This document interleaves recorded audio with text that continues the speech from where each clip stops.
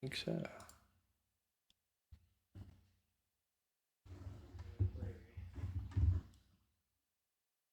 All right. Okay. Is there any method to save our desktop anymore? I guess there isn't. Um, there's like Windows Saver used to be a something called Windows Saver used to be a mod. Um, I don't think they've kept it It's up. not updated. Yeah. No, that's a. I don't know. I might just start running it in one monitor because this is becoming just annoying. I don't know. I run it on one monitor, and so long as I remember to full screen it, or fill the entire window with it before I actually load into the game, everything stays where it is.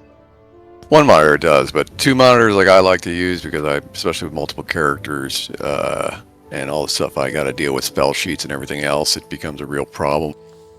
So But it is what it is. it keeps mine. I mean, when you exit the game, John, do you right click and exit session, or do you just X out at the window at top? A lot of times I get logged out because you kill a silver before I can even do anything, Oh, okay. Yeah. and that screws me. And then no, I don't usually. I usually just X out because in any other game, if you X out, it's Yeah. an optional way of stopping something. So if there's another way, I guess I should try to use it. But I don't know try it. where Yeah, would I do that? So just anywhere in the screen, right click, you'll see exit session, return to launcher, exit program, and just select the one you want. I'm told that's the way to exit the game rather than exiting out the window. Okay, yeah. Well, see, these are the little hidden things like Aries keeps pointing out to us that need to be just very apparent. Like something as important as that, if it saves your settings, should be a button that's on the screen. Yeah. Who would even know? I don't even know, and I'm an advanced computer user, and I would be like, I'd never even would even think about that. I'd just be like, well, it's not in the menus. I don't. Yeah. Fantasy Grounds has a lot that you can do with it. It just doesn't want to teach you how to do any of it. Yeah, this is true. Right, This is really which is true. It is. It's funny you say that, Aries. It's such a powerful program. I feel like I'm not even scratching the surface, but it also seems a bit like there is still this mentality of coding pride. Like there's a pride factor of being able to do complicated things. And sometimes people are very helpful in Discord, but they're also a bit, I think, maybe they lose sight of the fact that a lot of people don't want to sign up for that journey. And, while it's powerful, not everyone wants to climb the mountain of technical competency to get to that use factor. They just want to be able to use it simply. yeah, exactly. Yeah. You should not have to. Yeah, people just want to sit down and play the game. They don't want to have to do homework in order to have everything run the best. Yeah, I mean, learning the syntax for aura effects. I'm glad I can apply aura effects. It's very powerful. I hate the fact that I have to use if-then statements or, figure out the syntax. And, okay, well, once you get it, it's not hard. But it's just that aggregated over, 50 things becomes very ponderous. And, yeah, I mean, I'm still learning, right? I've been playing. What have we been playing this, John, for 2 years, 3 years? We've been playing Fantasy Grounds straight. Still trying to get our arms around it. And of course, it changes by edition. 5e, there's a lot more tools, more advanced tools for sure, for 5e than for 2e. So, and this is brought to you by the local DM wine session here. So, enough of that. I'm glad we have the ability to play. And where we last left off, you guys had found the bounty. You found the treasure room of Chief Nostra, or Nostra. And let me see if I can find the map here. I think, can you guys still see the map? Okay. I can. Yes. Okay, good. just me that can't find it. Okay. All right, so you guys are downstairs. You found this room. I think you have taken out of it everything you could. I have not done. It reminds me. I will look at the player, the party sheet, and did I put everything in there? I don't remember. I think I did. Yeah, because you guys got like a ton. You had stuff in Malvern's chest. Order, inventory. What about it? In your chest, 1,000 platinum pieces, 450 gold. I don't know. I set the chest back in the ethereal. Yeah, so like I said, we can bury some of it in sites around that cave.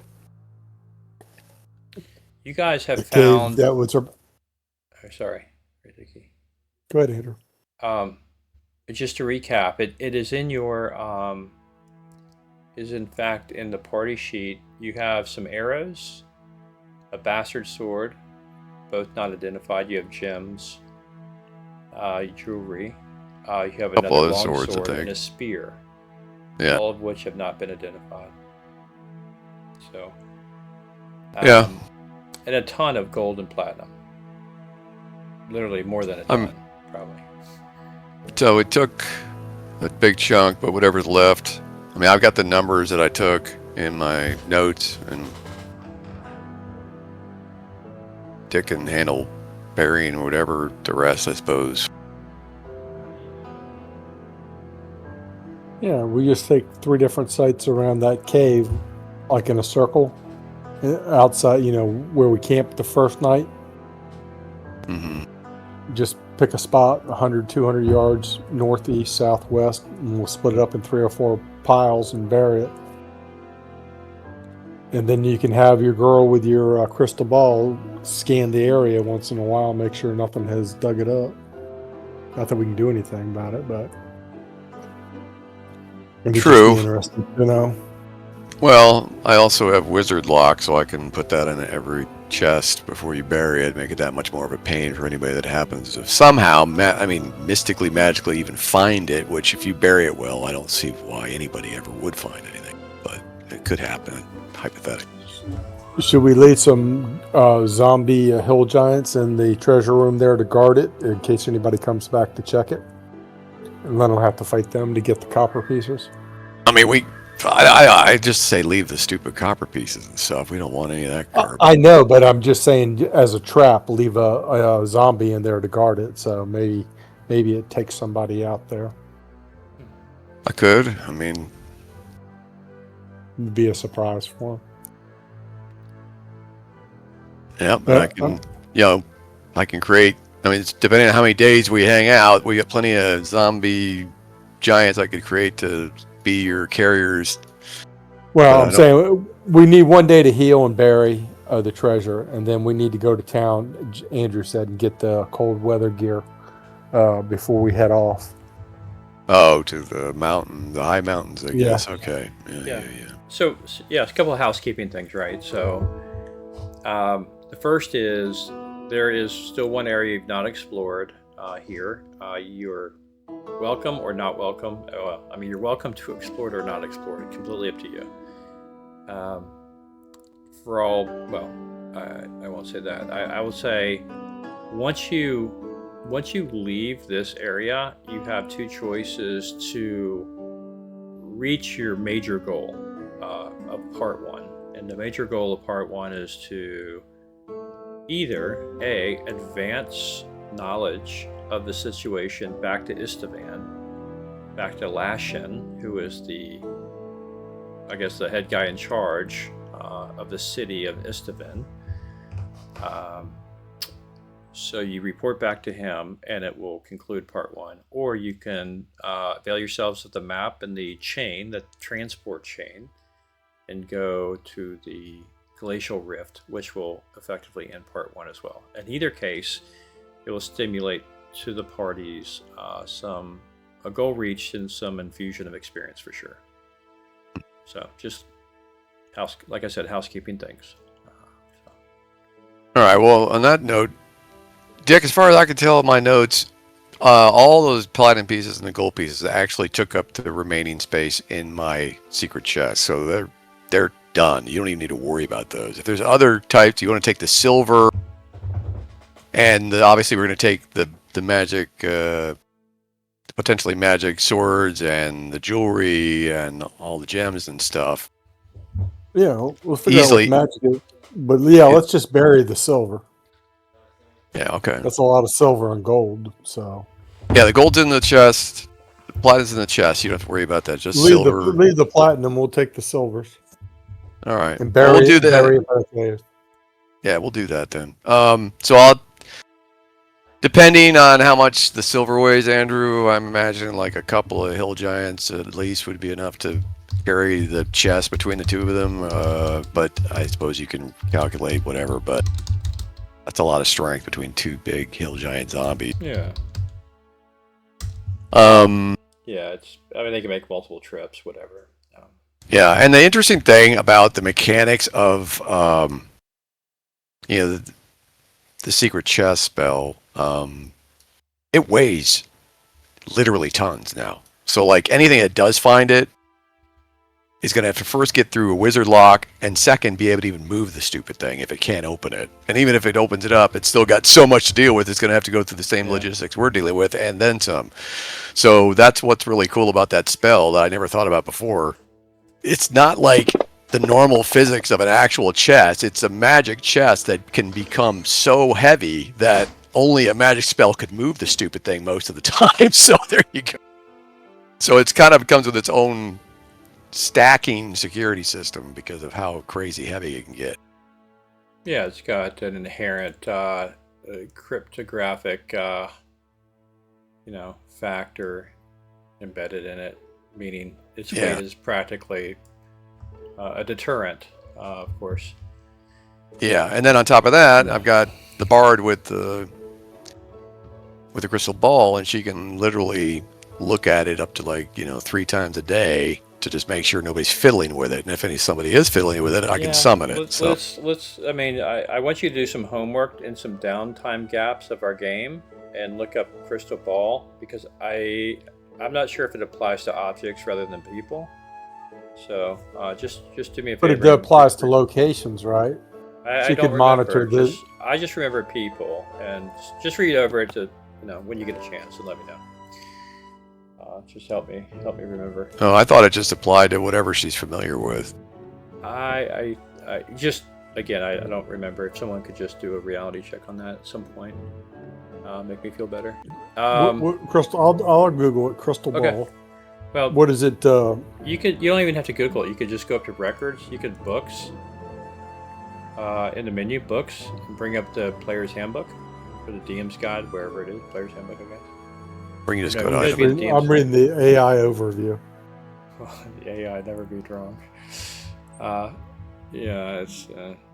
I'll look at that. It's not a crystal ball of mind reading, telepathy, true. It's under items in the items list. There you go. I guess it took me longer to explain what I wanted than to just do it here. I just dropped it in the chat. You guys can look at that there. No, you might be correct. Let's see here. Knowledge can be from personal acquaintance, possession of personal belongings, a likeness of the object, or accumulated information. That's kind of odd language there. Let's see.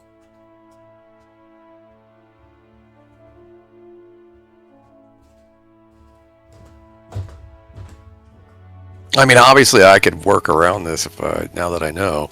I'll come up with a sneaky way to make that work. I have no doubt you will.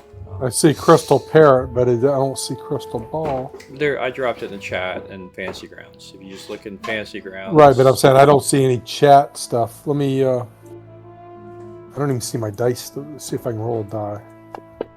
Oh, you don't see your chat? No, on the left where you guys do your stuff, like when you're when we roll our dice, I don't see that. So what do you hit for that? It's behind your map, more likely. So I'm just going to click the map that, off. Oh, there it is. Okay. Yeah, you can. Crystal ball magic item. Yeah, but it doesn't say what it does. How do you click that and it'll come up? Yeah, you should. If you the green, click the green icon. The green icon. Okay. Here you Yeah, go. double click it. Double left click the green icon. Yeah.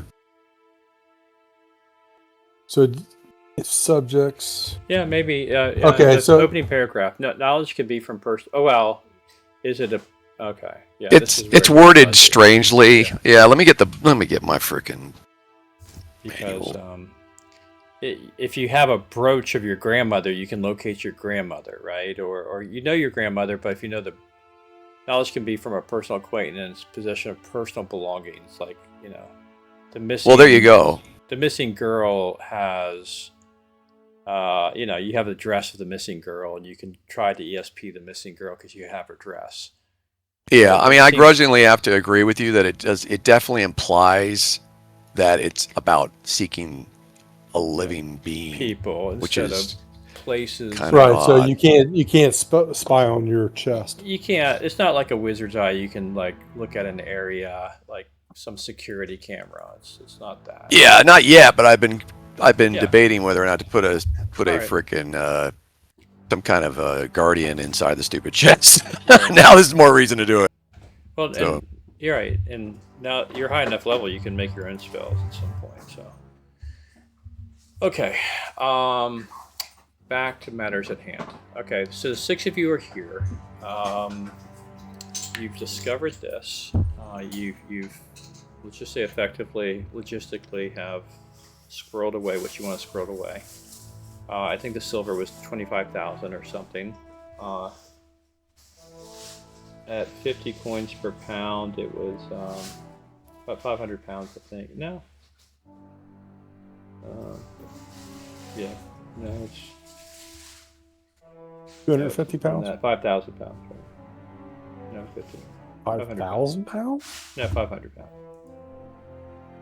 If my math is right for me. How many I don't- coins is a pound? I thought it was 50. 50 coins.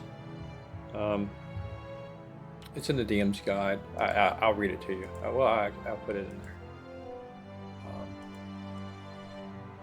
It's not in the player's handbook, and there's a single sentence in the DM's guide about it. Coin weight. Yeah, coins and its weight. There it is. This is the complete entry on coins and its weight. When treasure is found in the form of coins, it will normally be bagged or kept in chests until it has been gathered by unintelligent monsters. Coins, regardless of metal, meaning copper, platinum, electrum, doesn't matter, normally weigh in at 50 to the pound. Okay. So it's going to be 500 pounds to transport the silver, which the giant can do in a 25. couple turns or one turn, whatever. I mean, not turns, but like a couple. That might be a Well, 5th it's edition. Yeah, 500 That pounds. might- Okay. That might actually be a 5th edition version. You might want to check. But No, I mean, this is from the 2E. That's the rules Dungeon Master's tonight. Guide. That's what it is. No, I'm just pulling it from the DM's guide from 2E. That's fine. Um, I mean, he can make multiple trips to get it done. So it may have been we're gonna take all- 10 to 1 back in 1E. I don't remember. ChatGPT Yeah, I think it is was 10 to giving 1. me wrong information again. Yeah, ChatGPT. We'll is go with really that, bad at D&D. 52. Oh, yeah. Are you really surprised? No. I mean, it's literally saying for AD&D 2nd edition, Yeah. and it says 10 per. I'm like, I okay. think that's first edition, honestly. Yeah, I think so. So, yeah, no problem. Okay. What do you guys want to do now? I think I've got token lock Okay. off. You guys Do we have our cold weather gear or not? You do not. You're still in the dungeon. You're exactly where we left off last week, which is to say, in the secret room, off the secret room of downstairs. Well, then we got to take a day to bury it, and then we got to go to town and get some cold weather gear, or we're going to freeze to death up there. Yes.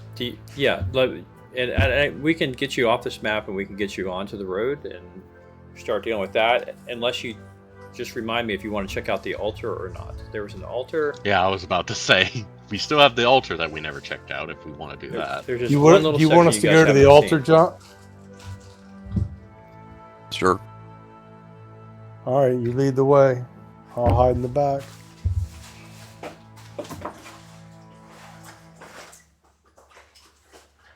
All right, you guys, whoever lead. All right, so we're rested up, spelled up, hit points, and all that stuff before we go here, right? I don't think you're That's rested debatable. up. You just fought some mana cores, and Yeah, we didn't Well- rest yet. I mean, we may have been resting at some.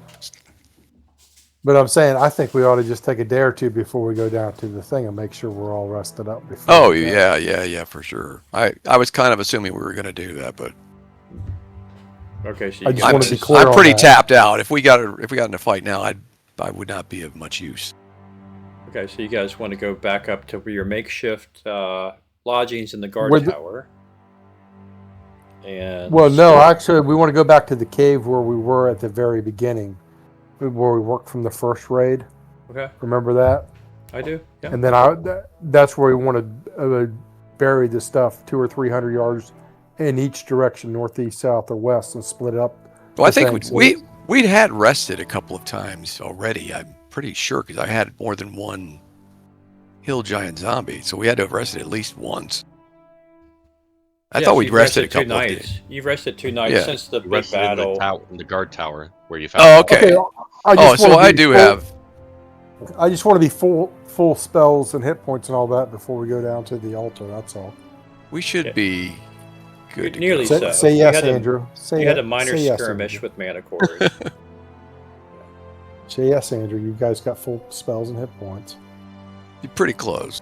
I mean, I'm looking at right now. Even if we don't, I only see 5 hit points off of you, 2 off of Adri, 5 off of Oaklock, 20 off of one hill giant zombie. Because thing. you guys healers spent some spell slots to heal people up after we dealt with the mana cores. Yeah, and I'm sure we did rest at least one other time, so you can assume full hit points because the cleric would have healed everybody. We have And I not would have- rested since we finished looting. That's what we're determining now. If we want to rest before going down into the altar, if we just want to go down to the altar, that's kind of what we're determining. But we got to rest because I got to send the chest back. So either way, we're not moving until I send that chest back, which means I would have to memorize a spell to do it anyway, and then re-memorize. So yeah, we can assume that we're setting up camp somewhere in this dungeon for at least 24 hours before we Yeah, move anywhere else. we can use the guard tower. That's fine, but I want to bury the gold, the silver, and the gold away from this place and bury it around that cave. We can come back for that. No, that Yeah. stuff's not going anywhere. Plus, don't forget it's behind a secret door anyway. We just close the door. Nobody's gonna even know it's there. Okay. Yeah, but I mean, they could move it if somebody came back and put it in another location. We wouldn't know. They'd have to find it. And who's gonna find it? It's been sitting there for who knows how long. Whoever's supposed to come next to the hill giant thing. They have reinforcements. They have fire giants there. They have stone giants. It's a They have- secret door. Is what I'm telling you. They can't you even. go. They don't know. We're the only ones who know. Well, the orcs did tell you that they plan to come back and raise this place in a week's time. Let's or move. something. Let's just bury it down by the other cave. They're going to torch that was this. They're going to destroy it the best they can. Yeah, I get that. I understand, Dick. I understand, but I'm just saying we need to rest here first, and then move it. It's that simple. We Yeah, don't that's need. fine. There's no You wanna hurry. go- We're not having our Okay, pants yeah. on fire. So, just basically, Andrew, we're gonna rest for just say 2 days. We should be good to go. Full spells, full hit points, ready to rock and roll, and then we can do whatever Dick wants, and then Yeah. I'll just roll a chance that, something in those 2 days, something stumbles upon the steading, which they don't. All right, 2 more days advance. It's the 5th day since you've parted ways with the, you grabbed, Krallet is his name, and parted ways with the orcs and the other party who was chasing after the giant Nostra not Nostra, but the two brothers who had taken charge after his death, Thabalbean and I think 3 or 4 others who were following the brothers, their lieutenants. So the leaders, the newfangled leaders of this compound, had escaped during the big melee. Thabalbean gave chase, and now the group that came with Krallet is giving chase. Argyle, in the meantime, has gone back to his order. So that's where things stand. That's the 5th day since that happened. I will perform a long rest on you guys. Not that it does much on 2E, not like 5E. So I'll go ahead and long rest you. We can give a hit point back to whomever, and I'm sure you rested 2 days, so let's just, spells were cast, everyone's back to full, right? Yeah. Oh, and by the way, you can assume that I animated another hill giant because we're gonna need 2 to do what Dick needs to do with the silver. Alright. So, Yeah. but the hill giant that exists is still going to be wounded because I don't have a means to be healing undead. So we'll assume that he's still 20 hit points down. Right. Okay. That's fine. Yeah, I would waste a spell. Whatever. But And I'm not going to get crazy on you with these animations and stuff. I'll just keep it to a minimum here. Yeah, it's going to play 2 ways, right? I mean, you bring those stupid hill giants into town. Oh yeah, I'm not bringing them out. Yeah. Yeah, I have no intention of bringing them around with us. I could obviously stick them somewhere and then pick them up to take them with us maybe on the trip, but not to town. Leave a sign on them. We are nice. We're just waiting for our friendly neighborhood necromancer to come get us. Yeah, I'm not- Right, your friendly neighborhood hill giant undead. Yeah. Okay. All right. Well, you guys have rested. You've sent your chest back. So whoever's taking point, just go ahead and move down to the altar. Let's get rid of that, and then you guys can be done with the steading here. I would imagine that's going to be Hallis Yup. at point. Maybe Idri behind him. Actually, yeah, we might need to change our order here because we changed some membership. Let's look at this. Okay, they're all gone. No, it looks correct. We just need to add Oak, Glock, and Krallet to the formation on the order tab of the party sheet. All right, we'll do it. Can I move these? Oaklock is now a player character, and so he's going to start accruing experience. Menu. I can move Krallet. I put him in the back.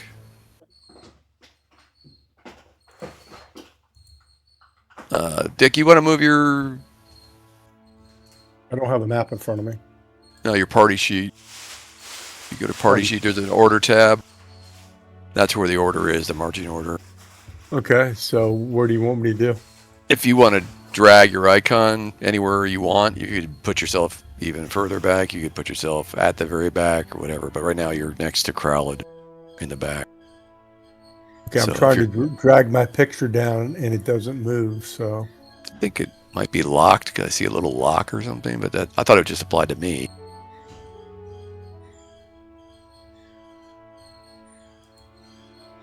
You should be able to left click and drag him. Unless Left Andrew, click. Yeah, left click, I, mean, hold. I can drag the picture down, it makes it a little bigger than it was, and put it underneath Oak, but it doesn't move. No, you should be able to move him on the actual formation. The party sheet. It's if you It says party sheet, it has name, race, hit points, Order. ability. There's a tab on the right, order. Oh, order. Okay, I got you. Click that, you'll see the marching order. And Okay. you can left click and drag him wherever you want. It looks like I'm in the back of it anyways, right? Yeah, I'm just saying you can move it wherever you want. right. This Yeah, is how I mean, I'll this is just- how you guys will enter into fights. This is how you'll enter into rooms. This is how you guys will Exactly. walk in hallways. If someone's going to Yeah, I'll be snag back from the one, a back, little bit further. Cool. All right, that looks good enough. Okay. There's even probably multiple formations, but I'm afraid to click anything on here without. yeah. No. You got the 2 fighters up front. Yeah, no, I mean there's a little formation thing at the top that probably allows us to have multiple formations, like for single file and what we're in now. Oh, yeah. But I'm not going to start clicking that and find out the hard way. Are you talking about that arrow? Yeah, does that allow other formations, or is it just... No, that's just which way is forward. See, that's so lame. What in the world? Of course up is 4. I'm like, why do they even need... I figured it was going to be something useful, but no, okay. Because if they didn't, it would mess somebody up. Somebody's thinking forward is the other direction down. Some special needs, dyslexic. Yeah, okay. I'm sure there's going to be something like that. Okay. All right. That's so you why guys they are have set on safety that. warnings. Yeah. So Hallis lead the party. You guys can follow. I'll drag the hill giant behind. Wasn't the altar back in the caves? Yeah, just On go a different south. map? You want to go south. Now, I don't have the map, Andrew, just so you know. Oh, you have an icon next to Menu? your... on your screen somewhere that if you click it, it'll probably open it up for you again. There, just okay. I reshared think something it. came up. There it is. All right, so we're heading south, you said? Yeah. I think. Yeah. Yeah, except... Hold on. I have to Basically, yeah, resize go back. everything. Go south.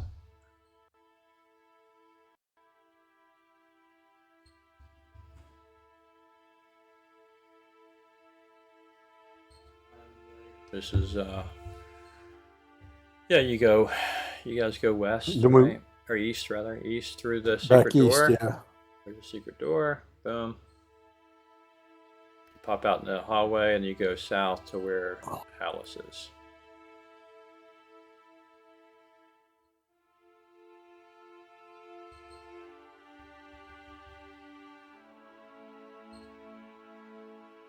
Oh, I see. This way. Yep. Down. The north? No, south. Hill giant Oh, just in the you're back. giant. Okay. You're just in the back.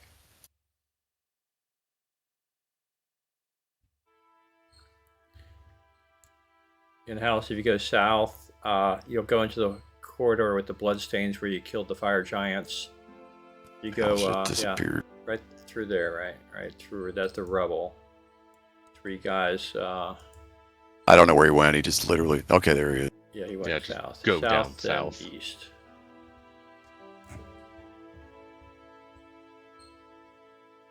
I have to keep changing my formation on my own characters. What was that button to find your character? On your character sheet, in the top left, it's like a little bullseye. Just click on it. Got it, If the you third have one. rogue- Yep. Okay, there we go. And I think I manually moved you guys across this. So let me do that, Hallis. Are we moving across this? Yeah, move across Junk. this rubble. Was it south? Yeah. You should see a hill giant if you're heading the right direction. You'll see one eventually.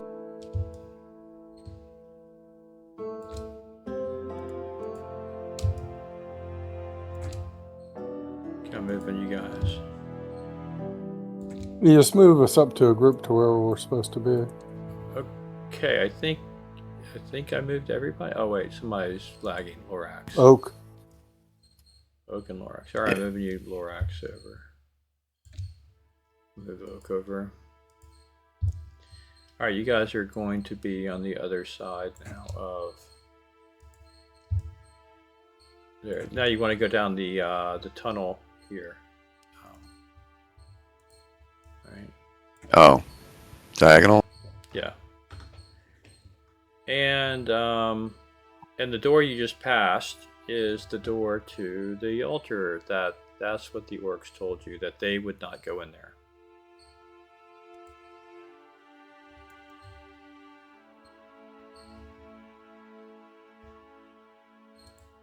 All right, so we just got past the rubble. So southeast is where the altar is?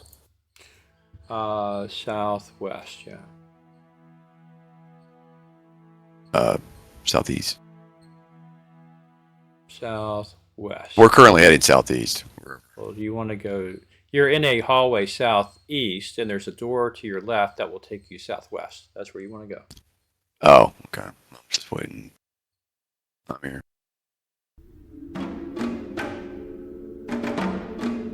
Hell, it's good to move forward then. Is there a way to like just group us all up for this? Unless, I mean, have we been through this door before? Doesn't look like it. No. Nope, we did not go to the altar yet. Should let the thief check things for traps. Yeah, I'll go up front now and look at the door or whatever. Look for traps. All right. Go ahead and roll it in your dice tower, and I'll tell you if Okay. you're successful or not. So I have to click on moving in. Let's see here. Find remove traps. Yeah, and drag those dice into your little dice tower, which is probably hidden behind something of yours. Okay. Because that's the one thing that won't move. Did that do it? Yeah, good job. You did not find any traps, which I love because you're like, I don't know if I was successful or not. No, you wouldn't. You just haven't found any traps. So Okay. Is there a door to open? I mean, there is. There's a latchet midway through the door that you can push, and the door. it will does not swing. appear to be locked then, right? It does not appear to be locked. All right. Door open in or out? It swings inward. Push it in. See what happens. All right. And it empties into a long hallway. You do see a faintly glowing purplish kind of light emanating from the end of the corridor.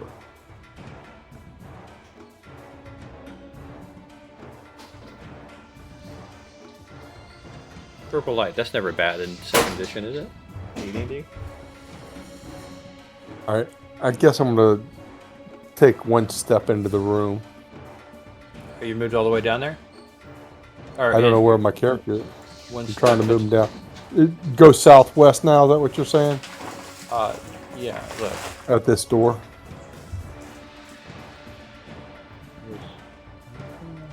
Okay, are we going down this? I don't see anybody I'm moving. thinking- I'm taking one step in. I see the green thing there. Hold on, I don't see Laura Alright. anywhere. Neither do I. He's still back up here at the top with Hill Drag Giant. me down, Adrian. I've just dropped him. He's in the hallway now.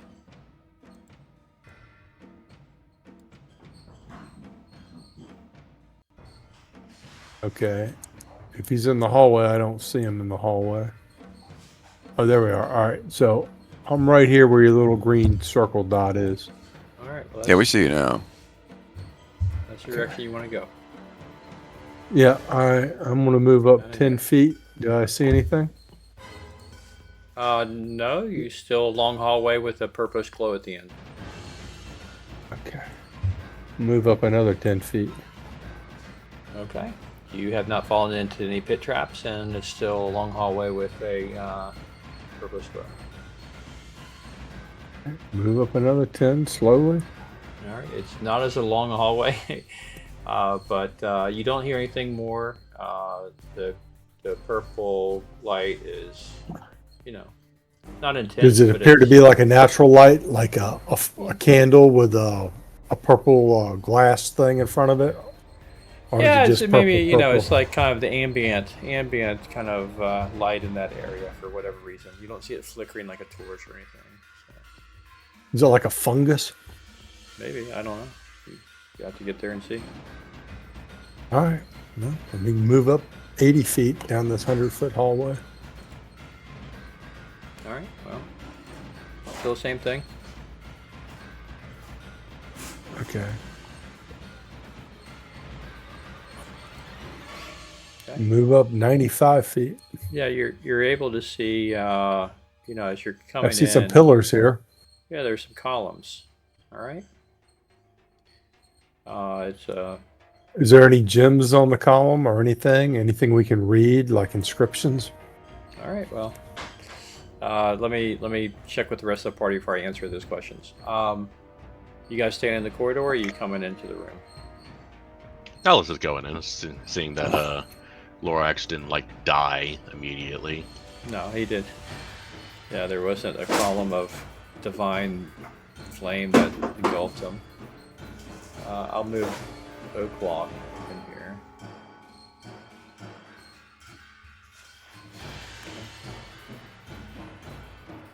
I'm just going to start column 1, 2, 3, 4, going right to left towards the altar.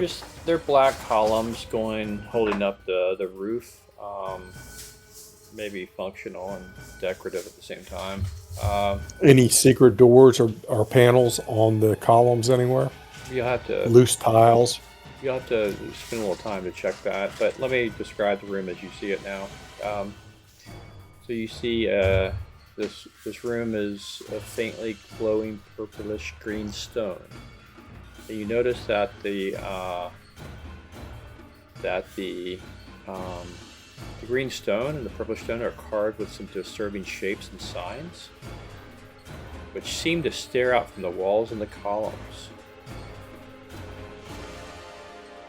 At the far west end of this room, there's a temple that seems to be at the far end of this temple is an altar, which has a pale yellow-gray translucent stone. Okay, that's what you see.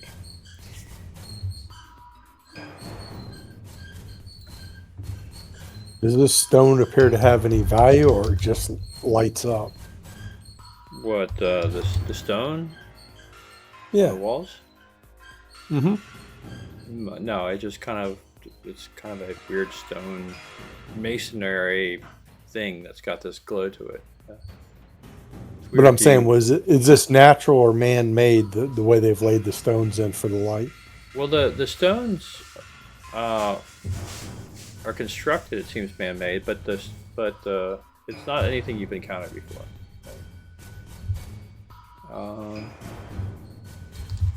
Yeah, it's nothing you've encountered. I'm going to let the clerics take over on the altar. I'm going to stand right back there behind column number 2.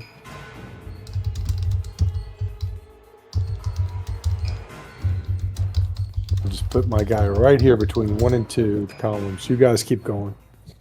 Move up, John. Figure this out. I'm Go trying to gadget cleric. 3 things at once here. Trying to still fix my frickin' weapons on my cleric, but all right.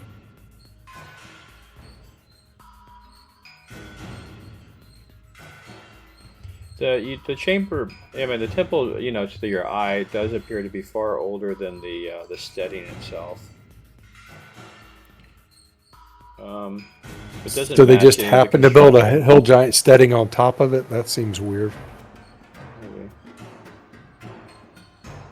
Not really.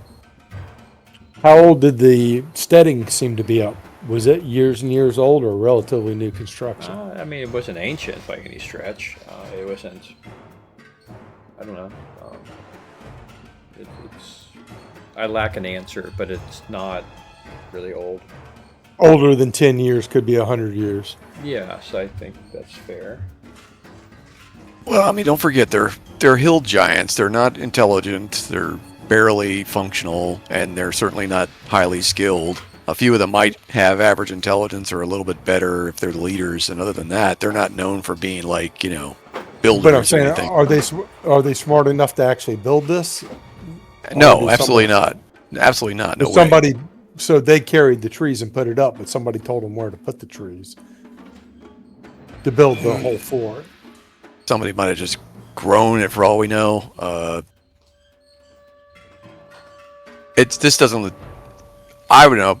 Malvarian could probably roll, but Malvarian is just looking around saying, "Yeah, this isn't giant work. This isn't hill giant work. That's for sure." Right. I'm talking about the hill giant steading itself. Does it look like that's something the hill giants built themselves? Sure. They may have had help. Okay. But it's way basic. That's basic stuff built on top of all this stuff that we're looking at now. Mm-hmm. But I'm just saying, it seems weird that you would pick out a spot that just happened to be on top of an altar. Like, I'm thinking whoever built the altar told the hill giants, hey, build your place right on top. Could be. Because it would be a big coincidence otherwise. Yeah. Well, I'll do you guys, and as you guys investigate the room, I'll read some more description for you. That there are, 4 pillars here that are supporting the ceiling. Each one is carved with spiraling forms that might be snakes, tentacles, roots, webs. It's hard to say. As you look at it, it seems to change with the observation. Above, at the roof level, where the ceiling and the walls meet, there's a frieze that encircles the room. It shows hundreds of humanoid figures walking in single file. The elves can see with their better vision that none of them have face or hands or feet. They only move on blank surfaces. One wall depicts a towering female shape. The carving itself is badly weathered. Let's see that there is on the wall an 8-pointed spiral. It's a strange spiral of 8 curling arms that appears repeatedly. Kralid doesn't see it as any kind of holy symbol. Not really sure what to make of it. And there's something in giant ruins in the corner, kind of scratched on the wall. Which corner? Northwest? To the right. I would say, let me ping it. It's not in the... Well, yeah, let me ping it. Oh, sorry, wrong button. Right here, you see some ruins written on the wall. Can I read them? Read languages? Who reads giant? Malverin, and he is like stupidly intelligent. Oh, Quite the oxymoron there. So, yes, stupidly intelligent. So he, so in giant ruins, it reads, below is the mother of lies, and below that, there's another line that says, no, below are her servants, and below that, no, below is worse. That's what it says. You do note that, coming while you're reading the ruins, you did notice behind the altar that you didn't see from your earlier vantage point, there's a flight of low and uneven steps that leads downward. Where? Behind the altar, and it's not shown on the map, so it's a little alcove. Well, let's just say it's here, right? Let's just say. So it's behind this rounded area. Yeah, let's just say this is where it is right here. Okay, right. There's some steps that this repeating geographic geometric. Is it a circular staircase down, or?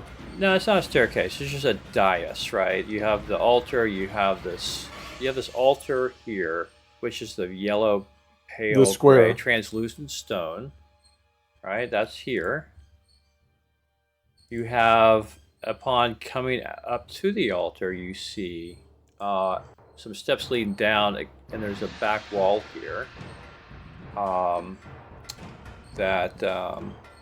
The black wall is a concave back wall, purplish black, glassy appearing substance. If someone investigates that, let me know.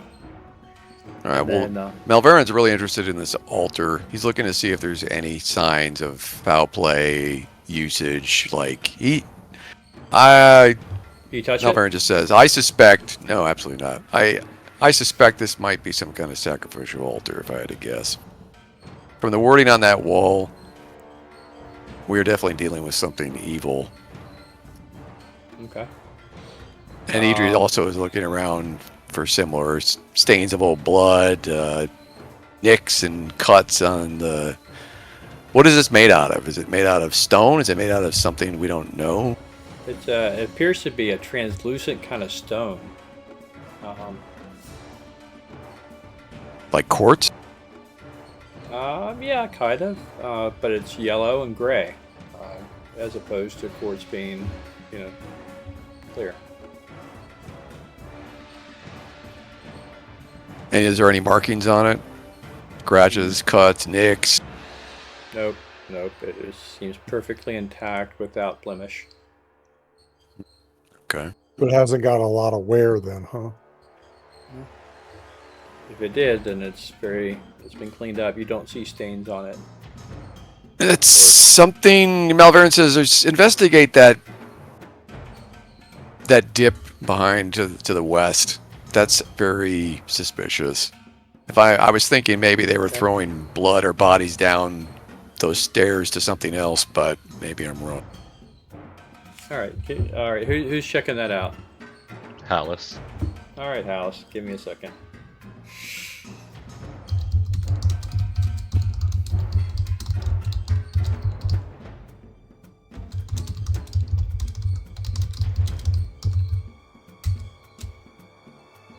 I'm just checking out something here.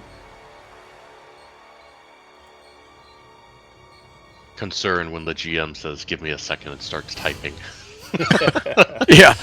Oh, no, it's just I'm replying to my brother out in California. Don't worry about it.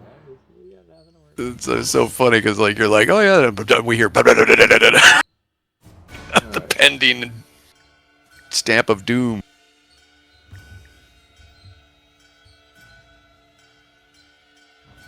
Okay.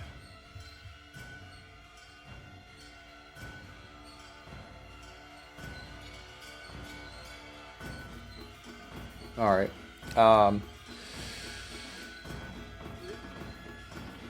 right. I'm just seeing how to adjudicate this. All right. So, Hallis, you're looking at this wall, and yeah, you're looking at this wall. Yeah, I think this is how we're gonna do it right here. You're standing before this wall and you're looking at it, and you're checking it out, and from your viewpoint, no one else can see this, but you see a writhing, amorphous form of sickly mauves, M-A-U-V-E-S, right? I guess that's a purple, and violets seem to stretch from the wall towards you. I need you to roll a save versus spell.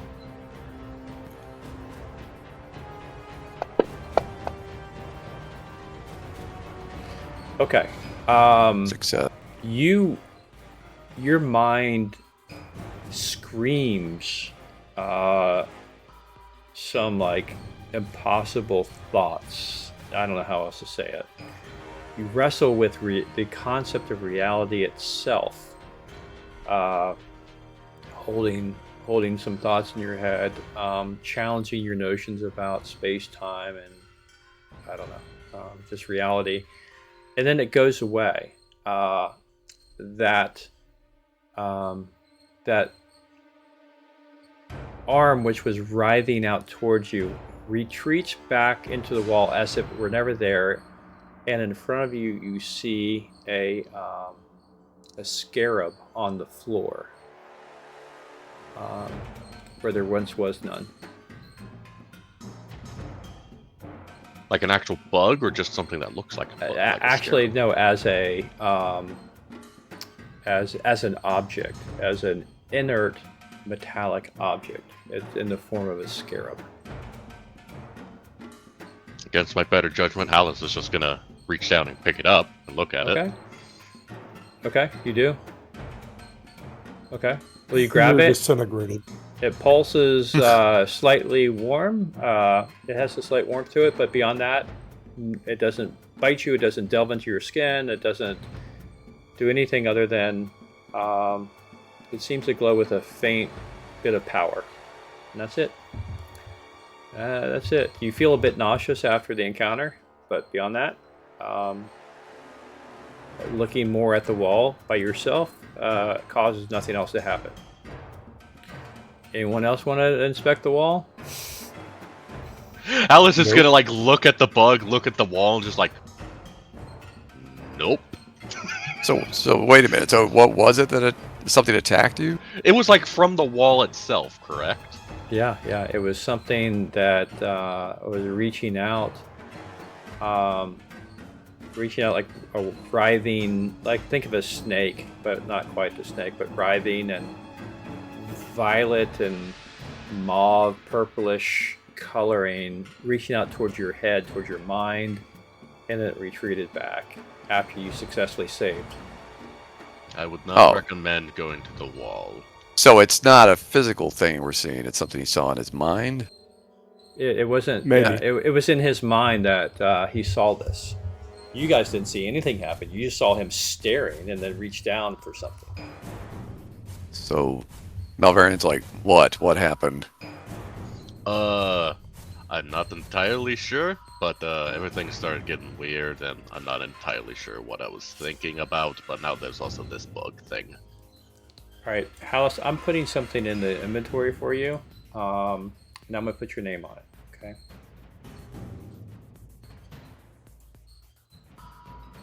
This is one more thing. If you want to let the bard try to identify it and figure out what it is. One more thing to identify here. Oops.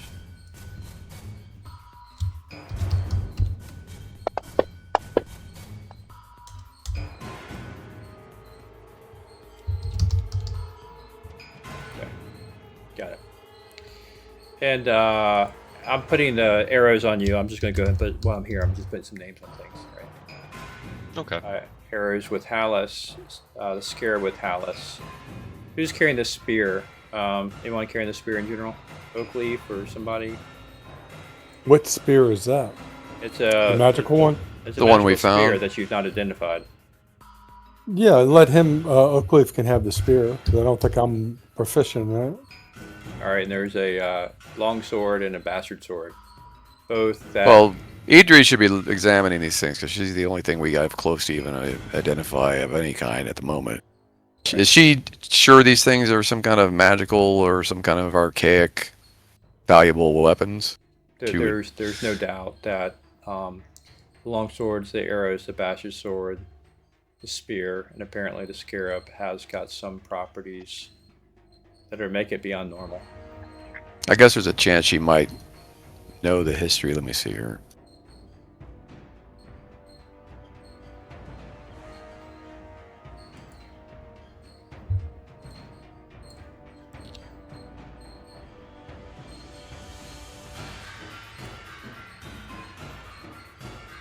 Both the bastard sword and longsword feel warm to the touch.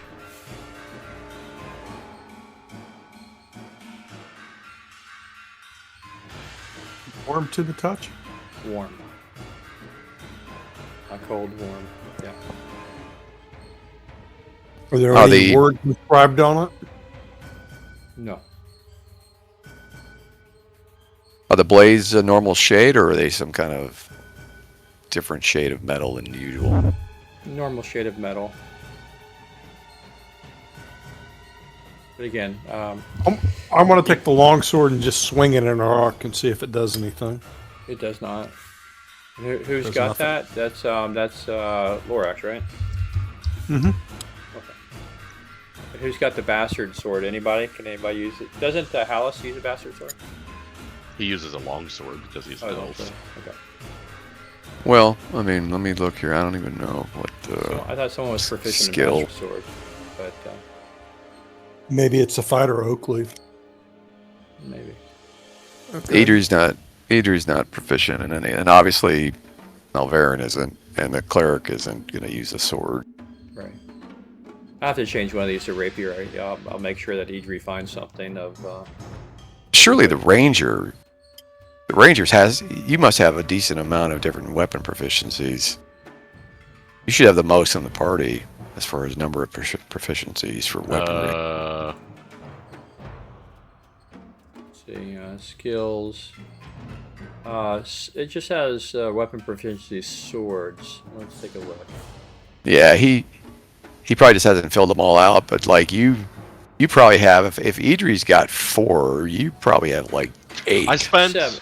He has 7. I spent 2 on one-handed weapon style, and then one on the one on missile weapon style. So that's 3 of them. Yeah, so you've got 4 left. No, I got 1 left. Hmm? One I of may them have took done up the like 2 slots or proficiency. something. I may have done proficiencies wrong. You can't have specialization unless you're a fighter. Yeah, I think. So let's see. Animal handling, animal training, bowyer, fletcher, healing, herbalism. Okay, so those are your six. You automatically get dual wield as a ranger. You don't have to spend a proficiency on that if that's one of the things you're trying to do. No, it was. It's just weapon proficiencies. I think Hallis put a couple of like weapon styles in there. That I think what we can do is we can figure out. Yeah, there's 7 different kinds of weapons, specific weapons, not really the style. There's 7 kind of weapons you'll have proficiency in. So, I would say if we delete, yeah, well, let's just say this. Specifically, you got longbow and longsword. I'll be back in 5 minutes. Just drag like 5 other specific weapons. If you want to add bastard sword, go for it. But add 5 other specific weapons that you could grab and use. I know there's an optional rule in 2E where you can have families of proficiency. Like someone with a sword can be proficient with any number of swords, right? Once they spend a little time with it, just for balance and weight, right? Whether it's a scimitar or a long sword or a bastard sword or a short sword or whatever. We haven't optioned that rule yet, but I would say just now, Aries, just pick 5 more. You have longbow, longsword as specificity. You have some general stuff like bows, swords that don't really do anything. I would just say. Well, those are. I don't remember what I was gonna say. Right. So, These are just the weapons that you know how to handle, so you should have at least. Well, 5 the or 6. bows and the swords thing and weapon proficiency is the elf thing where you get the bonus for using bows and long swords. Right. Yeah, but these are just what you know and have been trained in, is what we're trying to convey. So basically, you have to pick. So like I have like on Idri, her proficiencies are short bow, dagger, rapier, sling. You should have long sword, long bow, and then Andrew's saying go ahead and pick Yeah. bastard sword, short bow, If dagger, whatever the heck you want. Right. If you want like a kind of a crushing weapon against skeletons or people who are impervious to slashing or piercing, you may want a mace or a flail or something like that. So I'm not too worried about like the bows, the missing weapon style, the one-handed weapon style. That's all fine. All right, I'm back. I would just say pick 5 others and maybe it's a sling or maybe it's a dagger, maybe it's a light crossbow. Whatever. Pick. You got My suggestion would be to pick what you think logically might end up being a potential magic item. And what are they going to most likely make? Like we just found them, right? We found a magical longsword and a magical bastard sword. So there you go. Here's some tip-offs right there. They're very popular. Potential others would be like 2-handed swords or maces.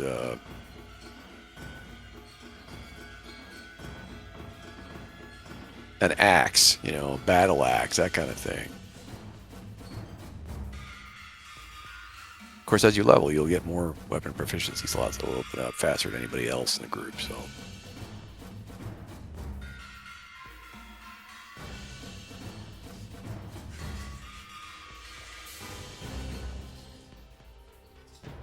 When I point the sword at the altar, does anything happen? Andrew just went AFK. Oh.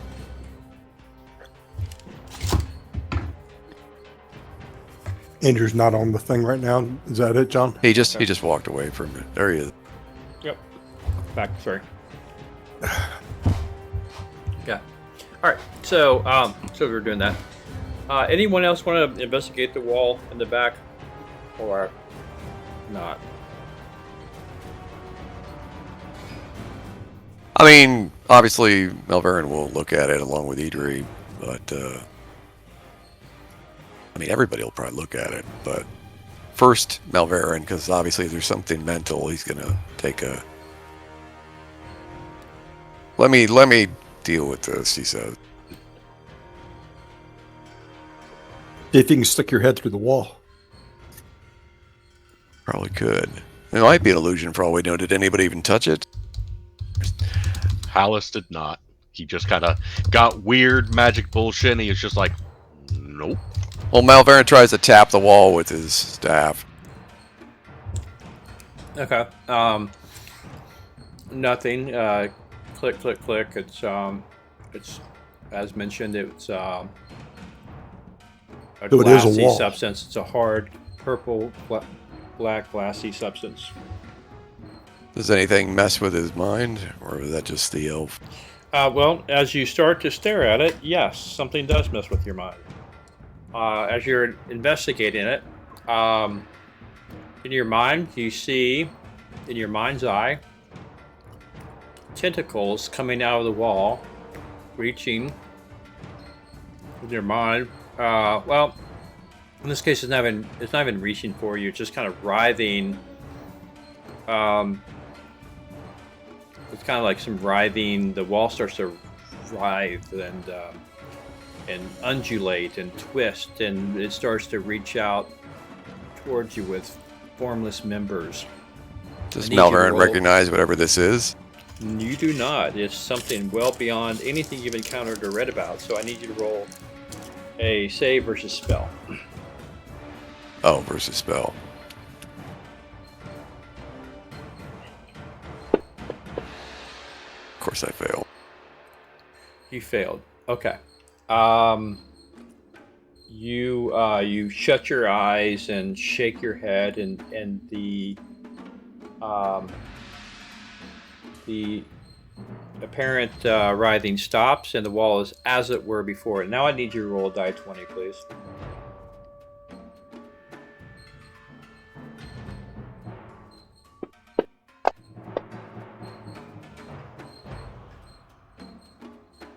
Okay.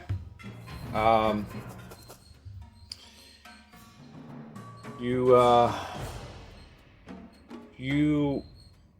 go to your backpack. The other party members observe you shaking your head. You take off your backpack and you get out a blank scroll and whatever it is that you write with, and you start sketching. You start sketching symbols that you've seen on this wall and in this temple. And that occupies you for at least 3 to 4 rounds. You have a compulsive need to do this. And that's what you're doing. I've gotta write all this down, guys. Yeah, apparently. Obviously, I'm out of character and something's wrong. Yes. Is there a cleric here that can, like, remove curse, bless, something? Oh, there is a cleric here for sure. A Krowlet is right nearby. Hallis will just look at Malverin. Did I not just say to not mess with the wall? Yeah. Quiet, elf. Yeah. Well, he saw you pick something up of happiness, maybe. So he's hoping to pick up the same for sure. Yep. This is old Gygax at his finest, man. This is.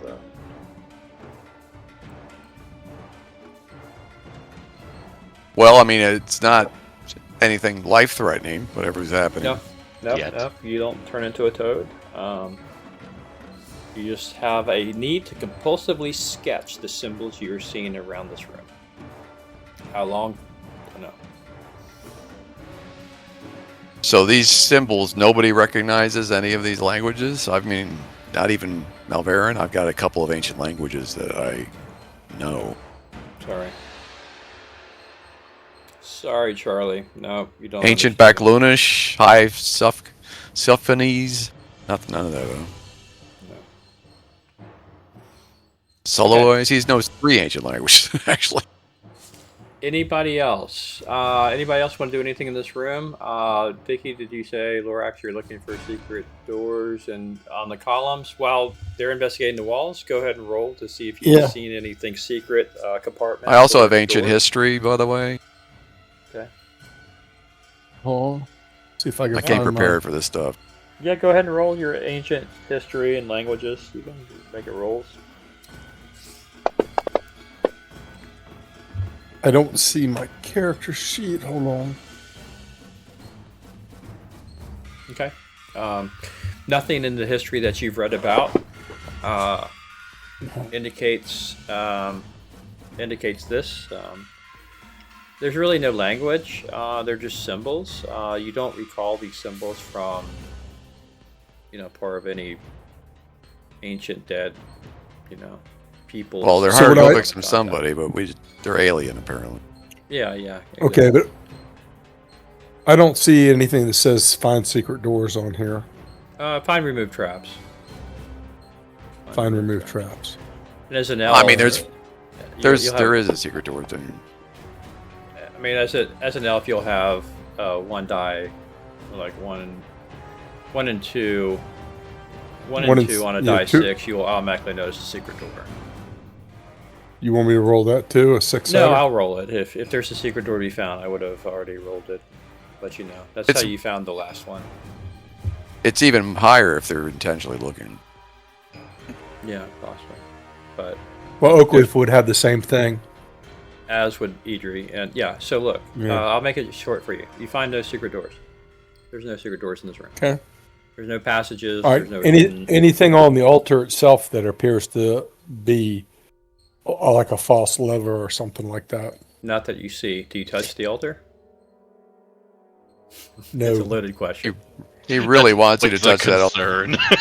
Not just. I have to ask because there's a descriptor if you do. Do you roll around on that altar, Dick? You get in your No, I'm not skivvies gonna and roll lay around. on it. I don't know. Spit on it, see what happens. No, I'm not going to spit on it. You could do like every horror movie ever where you cut your palm and drip blood on. No, I'm not doing that, John. I think I'll just tap it with that new magical sword and see if anything happens. No. Clink, clink. Nothing. Nothing happens. Is there? My John, cleric you is won't- looking around the ceiling and stuff. Is there anything above us of note? Kind of a black ceiling of the same colored stone that the walls are made of. No. No eyes looking at you Oh. or anything like that. No. All the floor tiles seem tight, nothing loose or broken, like something Nope. hidden anywhere. Oh, you exhaust yourself looking in here. There's nothing secret. There's nothing hidden. There's no traps. There is only weirdness. There's only weirdness that is kind of beyond your Guys, I think this is one where we just ought to leave. I don't think there's anything to win and only stuff to lose. How's it gonna touch the altar? You're going to touch Hallis touches the altar. And, yeah, my one big sentence here, right? It's very anticlimactic. It feels greasy to the touch, but it has no effects upon those who touch it. So the yellow altar has a greasy feel. Okay. Why don't you guys try to move the altar? I mean, sure, why not? It's Try to greasy, move so it the might be altar? a little awkward. Well, I mean, greasy or not, it should be something that you can actually get next to, like at the top or the bottom, and try to push it physically with a couple of different It's a guys. good idea, and I would love to tell you that there was a flight of stairs underneath, but I can't. There's nothing there. You push it, and it reveals nothing. now kind of a scraped stone floor where you pushed it. But it does move. Okay. It does. It's not. It's definitely a Can different you fill up another kind bowl? of stone. Will you fill up another bowl for me? Thank you. And how high off the ground is this thing? Is it like what, 4 feet high, like waist high? Waist high to a humanoid, yeah. Elf or human. And there's nothing else around here. No other objects. It's just completely Not. empty. Yeah, that's very weird. And you say these are trees that are in the center? No, they're columns, but the relief carvings on them appear to be roots, webs, snakes, and it seems it again playing tricks on your mind a little bit. They seem to change with the different viewer. Like Lorax says, "I see snakes on these columns." He's like, "No, I see roots." Someone else says, "No, I see kind of webs." It's a Rorschach test. Yeah, it's kind There's- of mental. It's a little different. And there's no other exits from this temple. There is no The other. elves, we have several elves walking around and nobody's detecting any doors, obviously. No. I don't think there's anything here to find, John. Seems there isn't. I think the main thing that I'm getting out of this is something I will discuss once Malverin snaps out of whatever the hell's nutsing with his mind. So this goes on for what? Forever?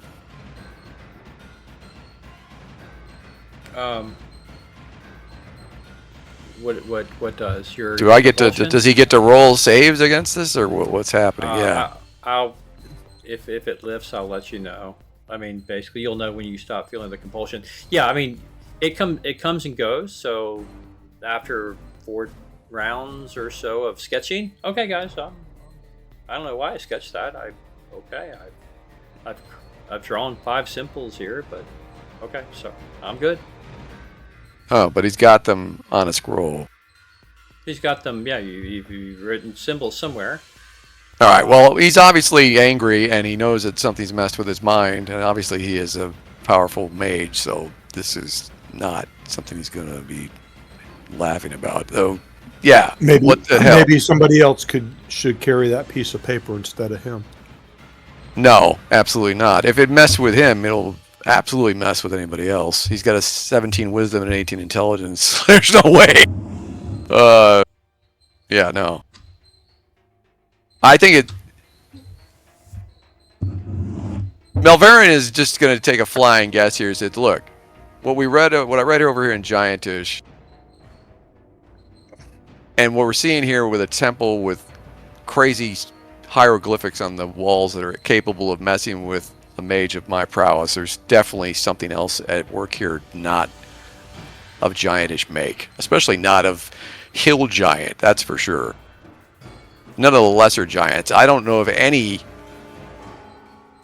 giants other than the highest forms that might even potentially have this kind of ability. So we're dealing with something else here. I'm not sure yet what.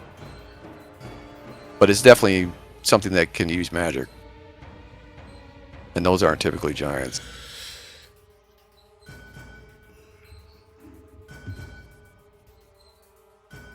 Yeah. He takes a look at the columns. What does he see when he looks at the columns? Okay, hold on. The pancreas. Oh, okay, yeah. I'll get you. The columns, again, just carvings. There's 4. They're columns. changing, or he they- sees they- what?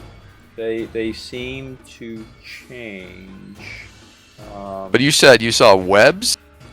Each is carved with a spiraling form that might be, depending on the viewer, snakes or tentacles or roots or webs. The carvings seem to change depending on the observer. All right, this is something demonic. That's my best guess. Idri, one last little clue, and then I'll leave it be. And then you really do find nothing else. You catch sight of a single strand of black fiber at the base of one of the columns. It's out of Which one? place.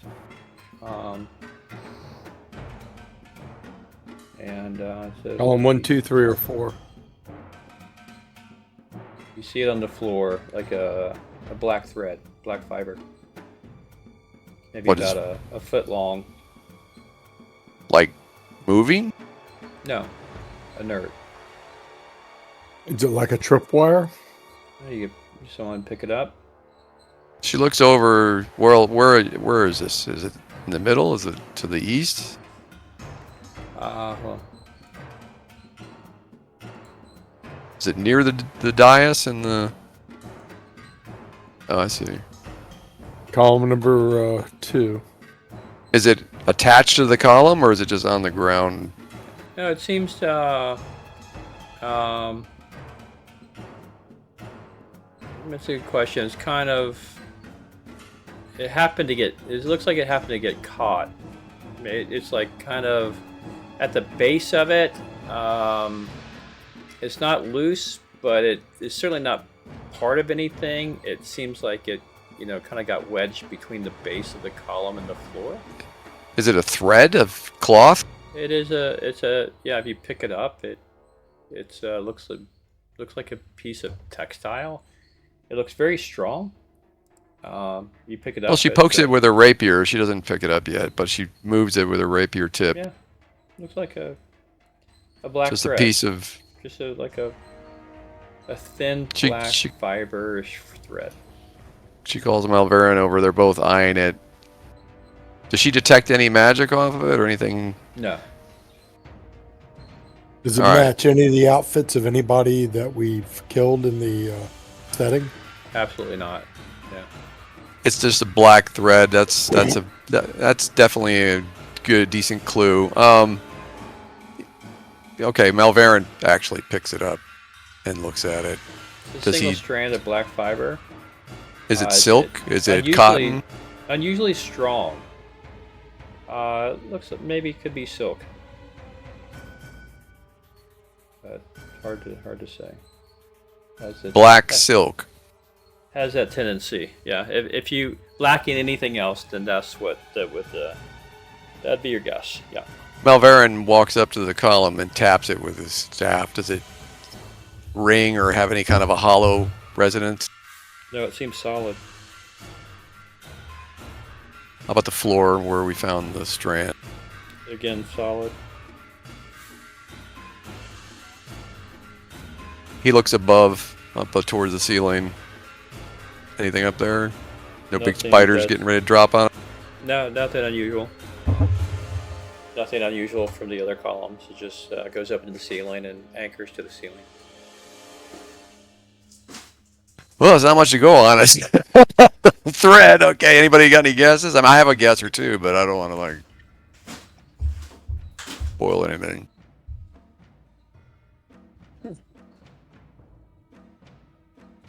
We see any others around the room? Nope.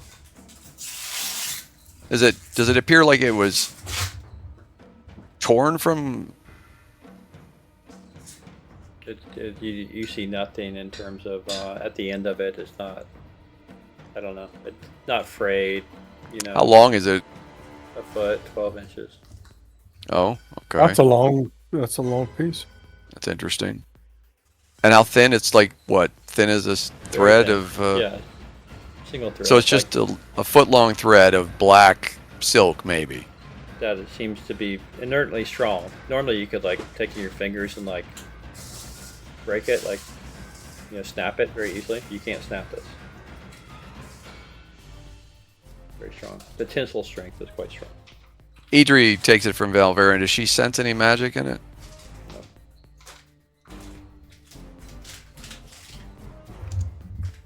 Nope, she doesn't.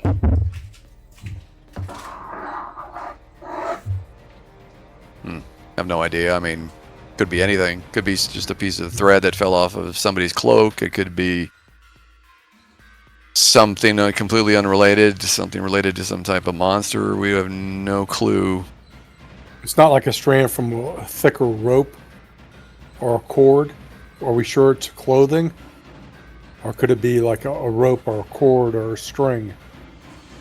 It literally could be from any of the above, really. I mean, What walks around in black cloth?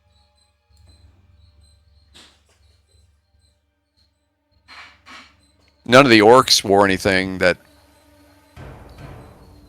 No, they wouldn't resembles even go in this. here, as they said, and you believe them. And they weren't wearing black clothing of any kind anyway, I bet. Right. Well, Malverin just basically is like, at this point, I'm getting suspicious. I'm not going to jump to anything yet, but I'm starting to think. I have a feeling I know at least an inkling of what we're dealing with.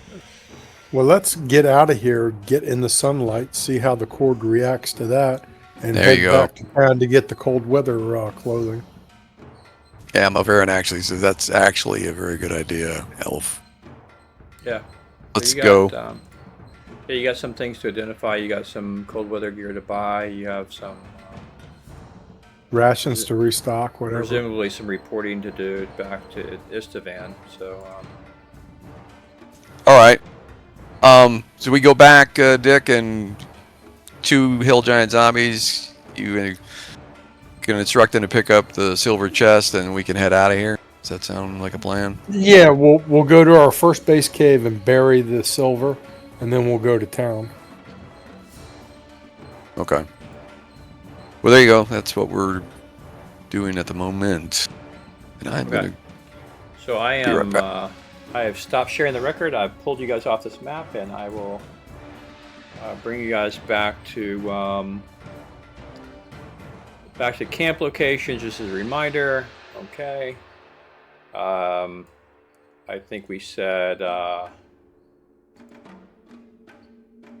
Can you guys see that map? Did it pull up? Okay. It's like Yeah, that's the base. image.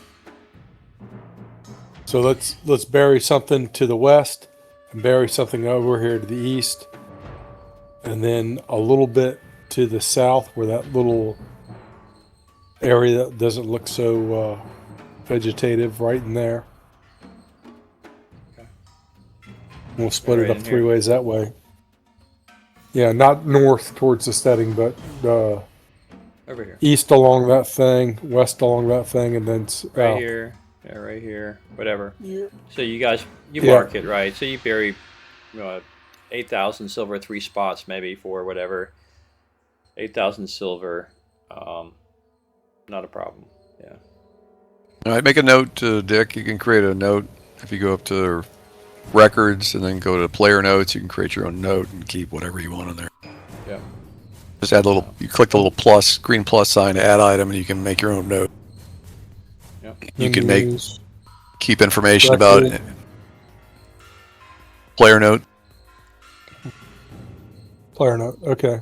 and click the plus sign at the bottom of it, and then you should be able to name it anything you All right. want. You said it was 8,000 silver. Is that it? It's Andrew? 25. It's 25,000 silver. I was thinking you were burying 25,000 spots. 8,000. Oh, yeah. silver. Just divide it up into whatever number you want just to. Different spots, like 10, 10, and 5. We'll do it that way. That's fine. So Malverin has tucked that thread into the scroll that he scribbled like a madman into to keep it like safe. But when he gets out, are we in the daylight or what? Yeah, I sure. Yeah, it's daylight out when you guys exit the Steading. You got the front door. You make your way back into the base. Again, wandering All right. monsters. I think it was one. He exposes the thread to the sunlight and tries to look at it like at different angles to see if anything happens to it. If he can see through it at all, if it's just doesn't change, if it evaporates, anything crazy. No. Nothing evaporates for sure. So what do you have to hit to save this here? Anything? No, it's automatically saved. The note. Okay. Yeah. All right. All right. That's my player note. Minimize that. Give me a sec.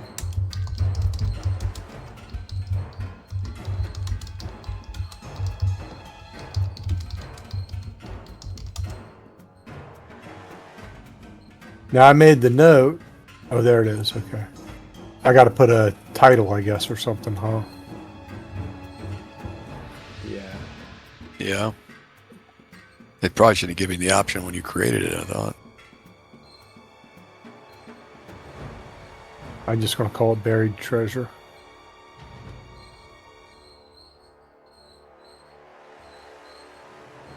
There it goes. All right. Cool. One of the easier things to understand in Fantasy Grounds, as opposed to the Okay. nebulous. Okay. So let me pull up the general map for you guys of where you're at. So let's, because I'm not sure Aries got a full view of this before.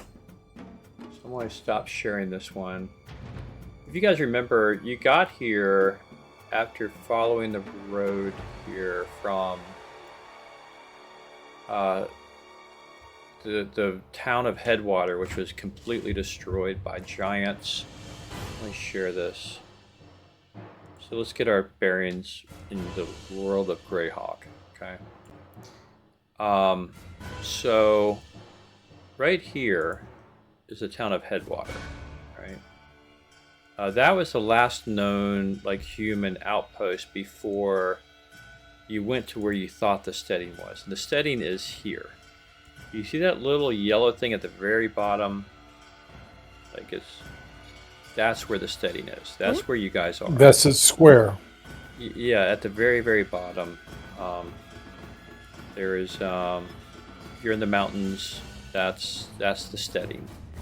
You took a trail to get here. It was helped by a ranger. You can recreate that trail and get back to the Headwater. That's Aries. And by the way, you would have followed the same thing, Aries. So the backstory was, right? So the backstory for this group was they were given the assignment at Estevan to go and find where the root source of where these giant raids are coming from, and at all costs put a stop to it. And more importantly, why is it happening? What's behind it, etc. Right?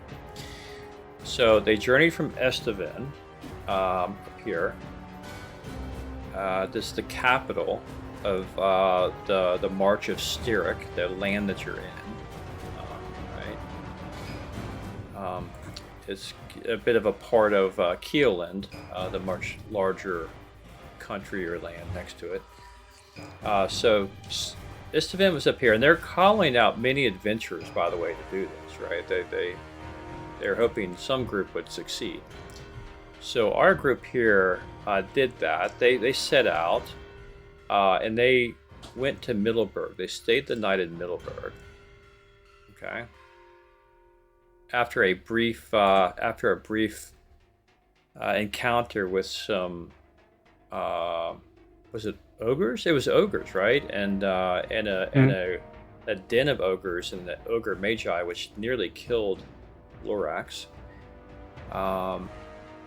And they stayed the night in Middleburg, and then they, from there, went down to the village of Blackbridge. And it was in the village of Blackbridge that the party learned that there was an adventuring group ahead of them. In fact, they saw the names of this adventuring party, or part of the names, in this log at the inn in Blackbridge. And that was your party, Aries, of your former party. Yeah, I remember. That was ill-advisedly unprepared for the Steading. And so what you guys are doing then is you're kind of, assuming you're going back to Estevan, you're making your way backwards, unless you tell me differently. You guys tell me. But that's how you got here, and I presume that's how you're going back. But if you guys want to do something different, just let me know.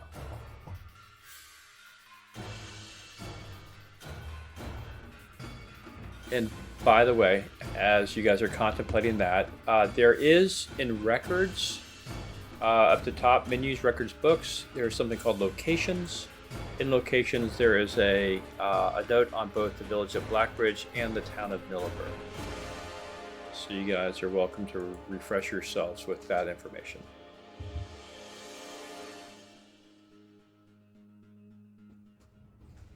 But I think you probably can get some. You can definitely check the towns, particularly Middleburg, as it was larger, for cold weather gear.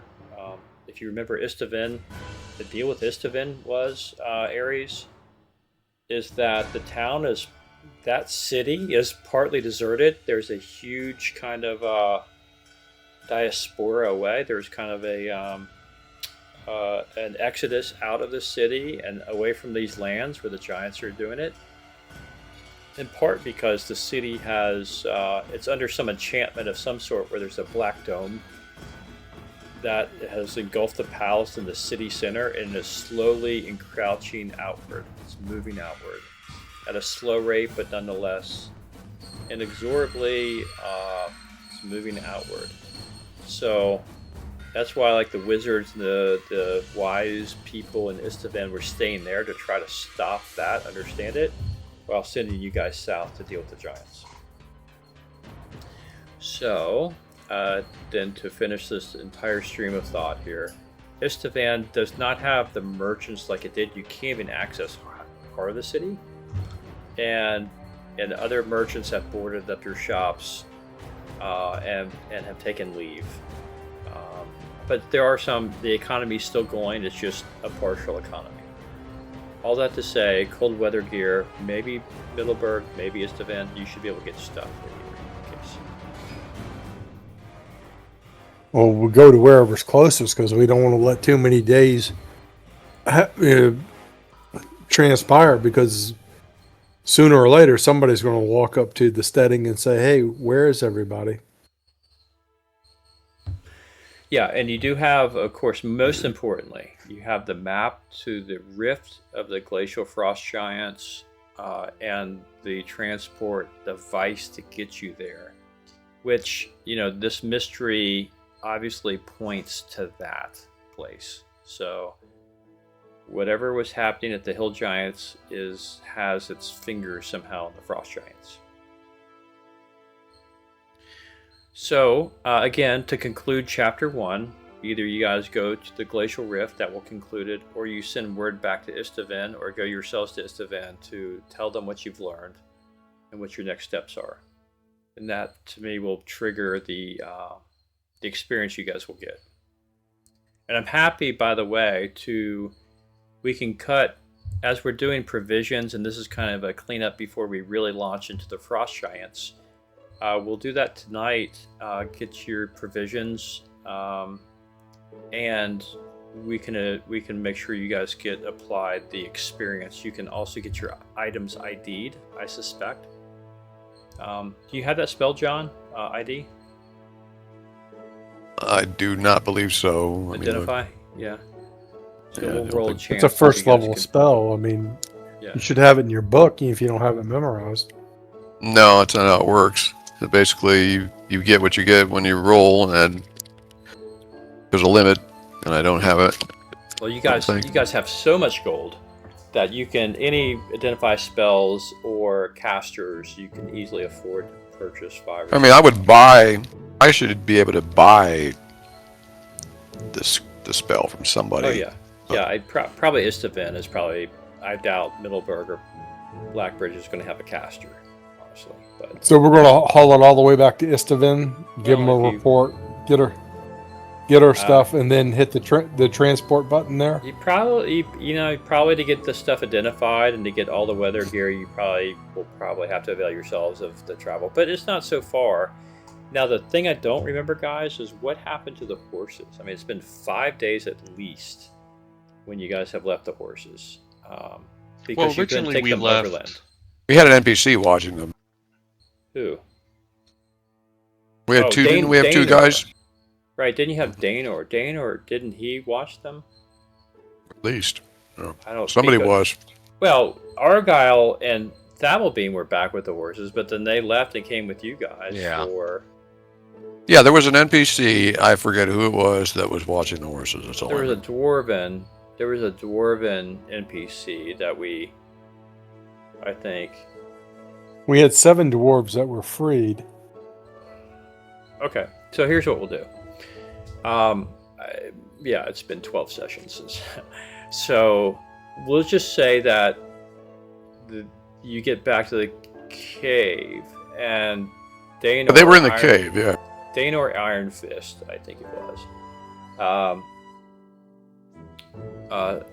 Said I was getting a bit worried about you coming back, but now that you're back, it's a good thing. I of course need to get back to my family and village, but I leave you with the horses. I take mine and bid you well. Right, whatever silly device. Danor is gone, right? He tended to the horses, but he was about to leave. He made it back just in time after 5 days, because you didn't think it'd be more than a couple. And he takes his leave. So you have your horses, which means to get back would, it's going to be a day to Middleburg and a day back to Istavin on horseback, basically. Once you get out of the mountains down to the headwater. So if it's all right with you, we'll just advance the story. We'll get you to Middleburg. Headwater, by the way, this was a destroyed town whose shelter was being used by rangers covertly to spy on the giants. There's no signs of the rangers anymore. It looks like the town has been decimated even more. There's really nothing that remains. There's no rangers there. So, just an FYI. All right, does that sound like a plan? Do you guys want to get to Middleburg, stay the night, or do you want to press through and ride on to Istavin overnight? No, I wouldn't want to travel at night. I think we're better off to spend the night than to travel in the dark. Okay. What do you think, John? Yeah, I don't see any reason to be traveling at night, really. All right. Let me advance the days here. I need to. All right. And now one more for good measure. Okay. The weather, it's gentle breeze as you guys get to Headwater and start off. It's very easy trip up to Middleburg. Not passing too many people again. The roads are cautiously traveled these days due to the giant incursions. You never know when they're coming out, and people do not want to become giant kill. So you get to Middleburg, and again, if you remember, there was guards there who were doing their best to guard the city, the town. The town had been decimated, or not decimated. I should say that it was fairly well beat up on the south side, if memory serves. And do I have? I do not. Okay. So yeah, it was fairly beat up piece of town, but it's still bustling and thriving, and the giants have not been back to Middleburg yet. The north gate, right, the south gate, north gate. You guys come back in through the south gate. Trade focus, busiest point in town. Yeah, it was surrounded by a wooden palisade. Repairs seem to be affected. It's back to repaired as far as the palisades, and the guy that sold you the horses is in the south side. I believe you guys stayed. I'm trying to remember. You stayed at a town, right? You stayed at a certain inn there, and there was an adventurer who was running that inn. So. Yeah, that is fine. In fact, when you guys get into town, you ask around, and there is an adventuring gear being this close to the mountains, in between the mountains, the Crystal Mist and the Jotun Mountains. There's in fact a seller of goods that specializes in mountain goods and mountain gear. So you can take a detour I need there. to have some extra ropes. Yeah, I can tell you in terms of he certainly has ropes, but I can tell you in terms of cold weather gear what he has for sale. Just let me find it. Yeah, here it is. Yeah, so it's an outfitter shop that caters to mountain and mountaineering. So some of the things you can buy in this that the merchant has, it's a fairly decent store for this town. What he does have for sale is Arctic fur cloak. Sorry, he's an Arctic fur cloak. Both bear type and wolf type. It's a heavy hide cloak. Provides comfort up to 0 degree Fahrenheit temperatures. Weighs about 8 pounds. Costs 35 gold. And the prices are going to be much higher due to the supply and demand here in terms of the economies being fragile with the giant incursions. He also sells snowshoes that negates penalties in deep snow, but it comes at a movement cost. He has seal oil lantern that does where the oil does not freeze or gel in freezing winter. It's a brass lantern designed for extreme cold. Again, you guys also have continual light. Rabbit fur-lined gloves that prevents penalties from potential frostbite. Ice boots, important. Ice boots with removable iron cleats. You get a bonus on icy footing, which you very well may run into. Wool travel blankets, double thick military blanket, and snow goggles to prevent snow blindness, an ice axe, and a couple of more exotic things that he has in the back, but it's rare that he brings them out. Let's go for the exotic stuff. We'll take all the regular stuff. Okay. Pay him, John.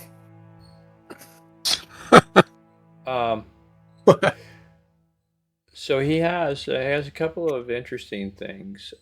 Some rare items that he's held onto for years, actually. He has the following. Let's just say he has 6 things for sale for the right buyer. He's never found the right buyer, but who knows? Today might be the day. So he goes back, and this merchant has a iron-bound chest with a couple different locks on there, and he gets this, and he brings this out, and he has the following more rare items. He has, let me find it. He has a white dragon hide cloak. It's an item made from an old dragon hide. It also provides very warm weather. Very warm kind of temperature protection. I would set probably down to minus 20 degrees Fahrenheit. It will keep your temperature from eking out as far as the cloak. He's got a let's see, a griffin. Well, no, not a griffin. A griff fur mantle imported from the Griff Mountains. It's more of a status symbol among the nobles. It doesn't really confer any more protection than the cheaper things. He has a Yeti hide, which is extremely warm, and he's got actually 2 of these, 2 Yeti hides that can be worn by humans. Again, extremely warm. And then he's got a third thing, or the last thing, which is very rare. It has a Remores heat gland, which is kept in an insulated iron box. And this thing can emit warmth for several days. once it's taken out. That's what he has for sale. If you're interested, then to let him know. So again, to recap, he's got 2 Yeti hides, a Remor's heat gland, which will provide warmth. It's kind of like a hot coal per se. He's got a white dragonhide cloak, a griff fur mantle, and then on top of that, he's got snow goggles. What is a griff fur mantle? It's more of a noble. It's a fur. It's a fur like jacket. Helmet that is jacket. Okay. Is in style with the nobles. It's more of upper crust kind of status symbol than anything functional. He has ice axes. I said he has got snow goggles. He's got a wool blanket. He's got ice boots with removable cleats. Frost mittens, which is rubber fur lined gloves, seal oil lantern, Arctic fur cloak, and snowshoes. That's what this guy's got. How much for the whole shooting match? Well, he's got 3 fur cloaks. That would cost you right at 100 gold for all 3. Snowshoes, he can give you for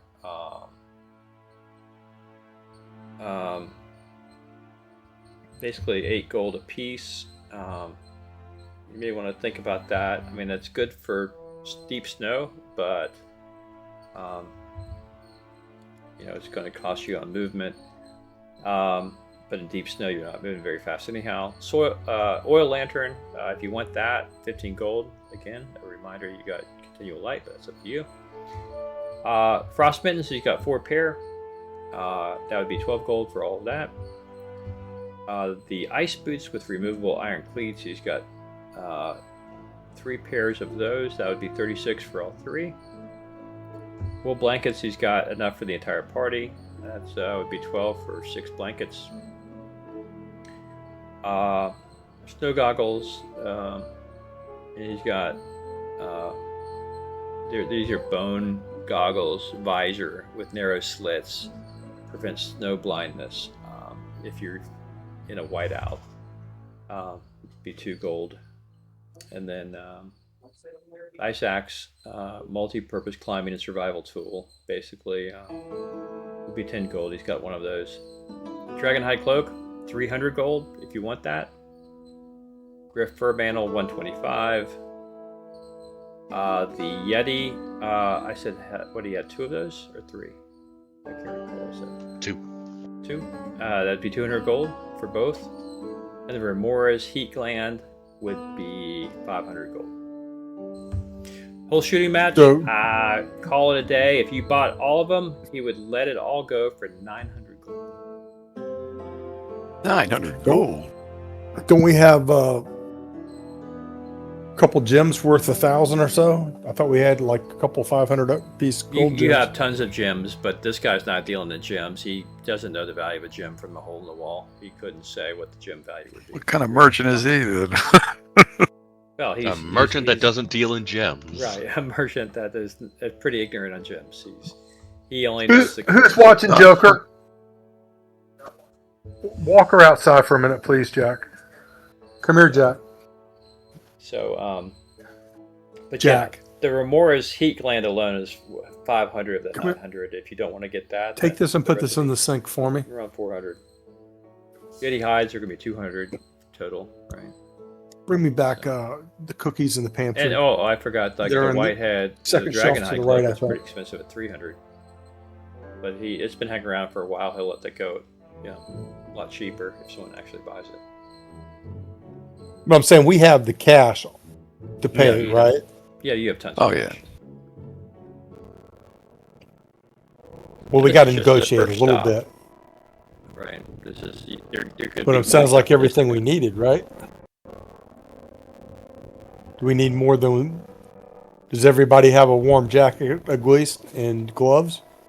Thanks. I imagine we would. I mean, it's a matter of just putting the gold down. All right. I mean, if he let's can see. throw in an extra horse to help carry it all, got to act like we're negotiating a little bit. Well, Idri just says, that seems a little steep, 900 gold. Surely Right. you can do a little better for that.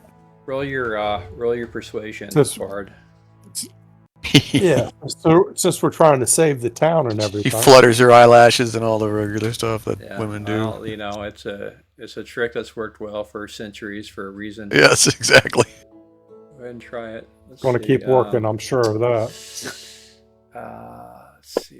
Player's notes. And she fails. Failure. With a 15 charisma, she rolls this damn 17, of course. Like, I worked hard to get these, young lady. I'll have you know. He goes into the lecturer mode. I'll have you know. She rolls her eyes, knowing that her attempts did not succeed. Clearly I he doesn't cannot like part, women. in good conscience, I could not part less than 900 gold for all of this. Just At other saying, times, why it is a perhaps. lot. We're getting a lot for 900. Yeah. Okay. Fine. Well, then let's. Where do we get rid? Well, I'm dumping this in a new I want the player mode. I want the dragon thing. There's 2 I want the Yeti dragon cloak. furs, 1 white cloak, dragon hide. Okay, I'll be right back. My dog's telling me he's got to go out. all right. Let's see. Let me bring it back up here. Okay. The Remorse Heat Gland, which is a big thing. Remorse Heat Gland. That will keep you warm in theory. Once you take it out of the box, and inside insulated box, like an instant fire kind of thing. We had plenty, 6 wool blankets. Dang it. 6 wool blankets. We had 3 pair of ice boots? Did I say 3?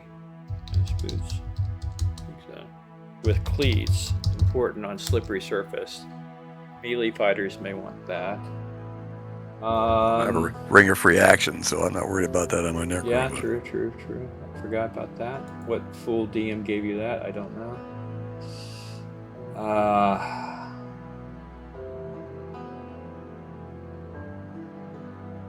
gotta find it. I just lost mine. Let's see.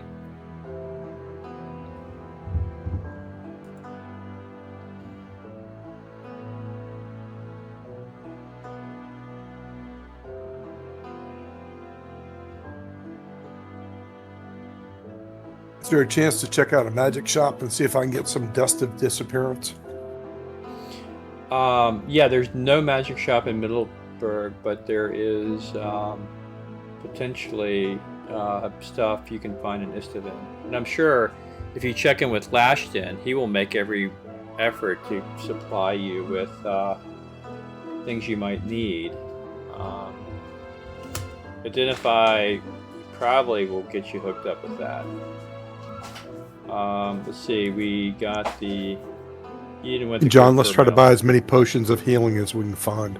Right. Ice boots. Well, plus frost I'm gonna- mittens. Okay, frost mittens. I'm going to try to buy an identity spell, too, that I can add to my spell book, which I probably should have done, actually, long ago.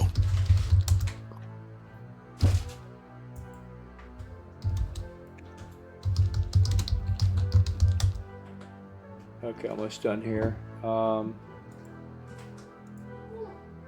And Arctic fur, right? We the rest of you, fur cloak. Yeah. I will say 4 of those. About 3, yeah. I'll say 4. You guys didn't want the lantern, I take it, if you have the continual light spell. Yeah, I've had a cleric cast continual light on the top of my fire staff long ago, and I Okay. cover it with a leather hood Well, I don't need it. That kind of dealio. Okay, I am typing this under winter gear. I'm going to share this note. You guys can edit it freely. I'll have to make items for this. Share. It's now shared. I'll have to make some items that you can equip yourselves with it, but you know you have to make them. I'll have to make these in the Compendia here. The Remoras Heat Clan. That's cool. Yeah. And I did, by the way, from time to time, I am adding some cool things that to the general. I find the general store, the general list, the tables are very, very thin. So I've been adding things here and there.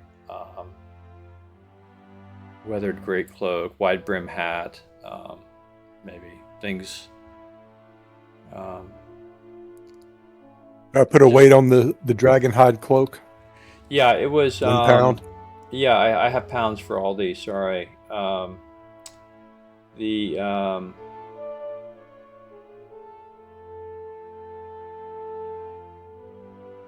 Of course, the frost mittens are negligible for the most part. The Remora's heat gland is 2 pounds. I'll put a number next to it. So in parentheses, that's the poundage. The dragonhide cloak is going to be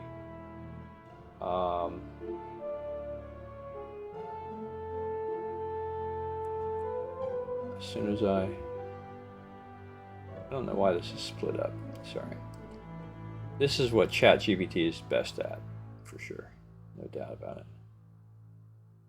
Is content generation. Okay,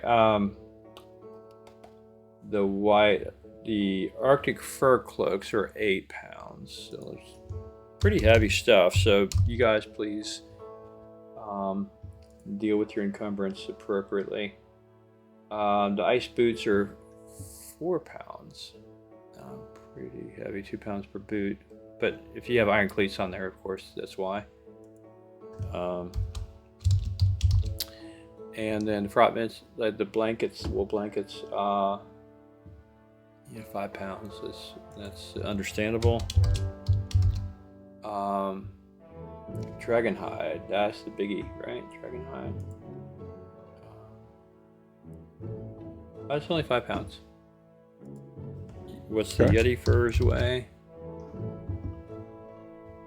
Now, of course, he does give it admonition to say, we'll just go with 5 pounds. When wearing the Yeti furs and you come across some Yetis, they might get enraged to see that their own fur is being worn by you, just as an FYI. Okay. Well, All right. That's the poundages. All right. Okay. So Middleburg, you guys go and stay back at the place. The guy was glad to have your protection per se, because there had been some looting in town after the giant incursion, but they've rounded up those hooligans, and things are kind of back to normal. You guys, for the first time in a long time, you guys actually enjoy a bed with pillows and a good meal, and yeah, you have a pretty deeply sleeping night. But I get ahead of myself. So, is there anything you guys would like to do in this town? Again, it's a town that,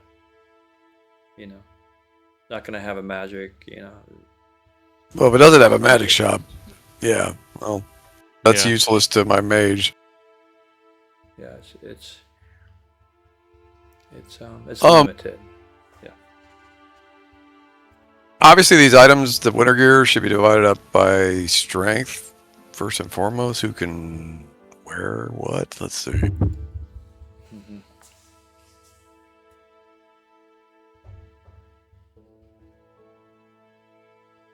Obviously, Hallis. Let's see. Hallis is at 13 strength, but he's also already at light encumbrance. Yeah, and Malverin is 13 strength, believe it or not. Krallet is 12. The weakest is Idri.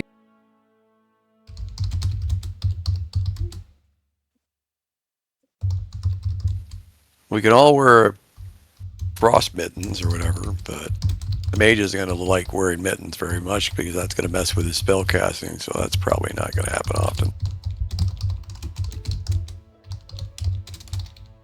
3 sets of ice boots with cleats. Obviously, the most mobile need to be using those, so I'm thinking Lorax, Hallis, and Oaklock.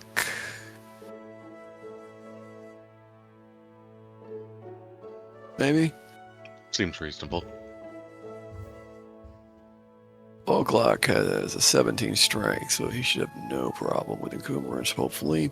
You want me to wear ice cleats? Is that what you're saying? There's 3 pairs of ice boots. I'm just saying, seems to me the ones who would be the most mobile would be you and Hallis and your sidekick Oaklock.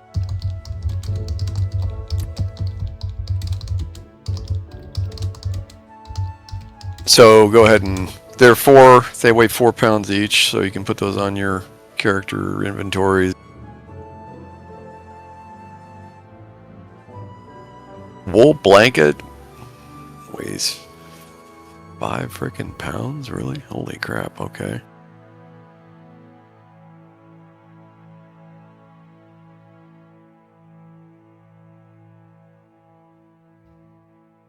Yeti furs, 5 pounds apiece. Dragon hide. Who wants the dragon hide? That's got to go to like a warrior or something. Dickie That's already going to called that a me. long time ago. I already called that. That's cool. That's me. Yeah. Okay, you got the dragon hide. Yeti fur on Hallis. Sure. Okay, And you then guys just another- put your names. I'll create the items and put them in the gear, and I'll make sure that they're handed over. All right. Another Yeti fur, I guess, to Oaklock.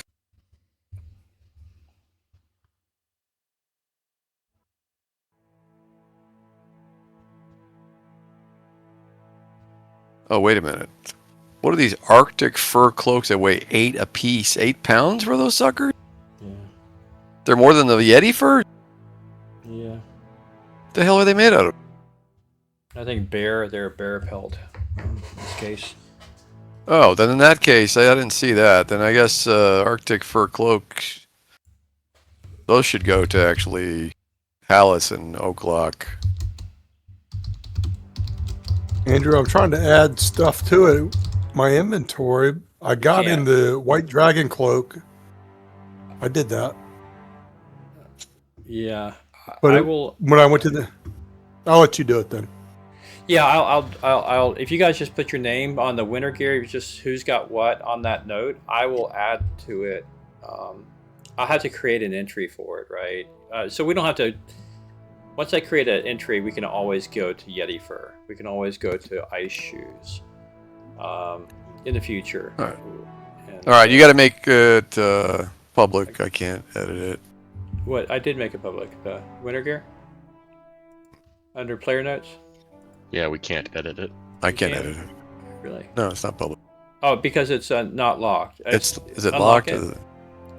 Unlock it. Can you guys not unlock it? I'll unlock it. I can't unlock it. Obviously, you Okay. have to unlock. Okay. Whoever No, made it has it unlocked. If it's shareable, I thought you might be able to unlock it. Okay, it's unlocked now.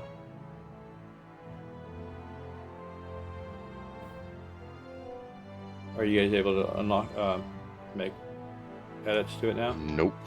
No, Really? the owner. There is no owner. I can't. Share record. Sharing record. Yeah, it won't let us edit it. Ah, that sucks. All right. It should. I don't know how we have a communal. We gotta have a communal. Yeah, there's gotta be a communal way of. So Why don't you unlocking doesn't make it editable? What the heck? Andrew, maybe you should just use Oaklock for the communal thing. That character put all that stuff on there, on his thing. Yeah. You just put a space bar underneath it and said, Do we just want to make a separate note of who has what for now? Yeah. Yeah. All right, fine. I'll do that. Hold on.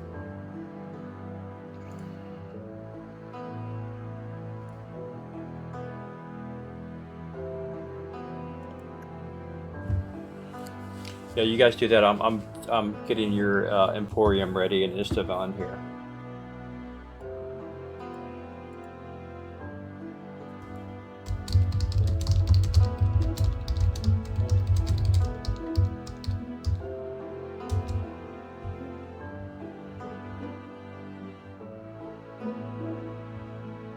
Oh my Lord have mercy. Why does this stupid game not let me open more than one window for notes at the same time?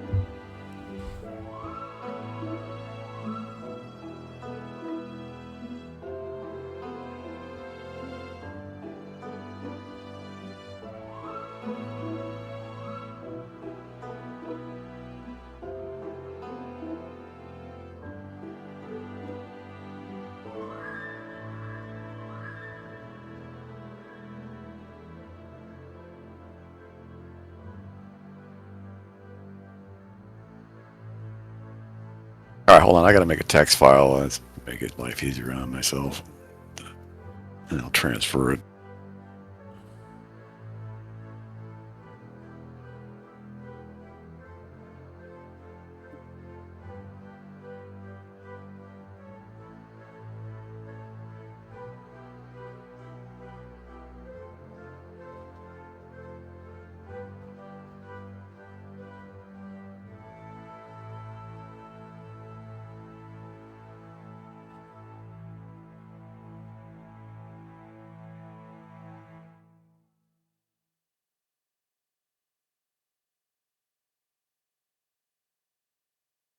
All right, good. I got a good model for this. Good. Okay. Now I've got to work on this here.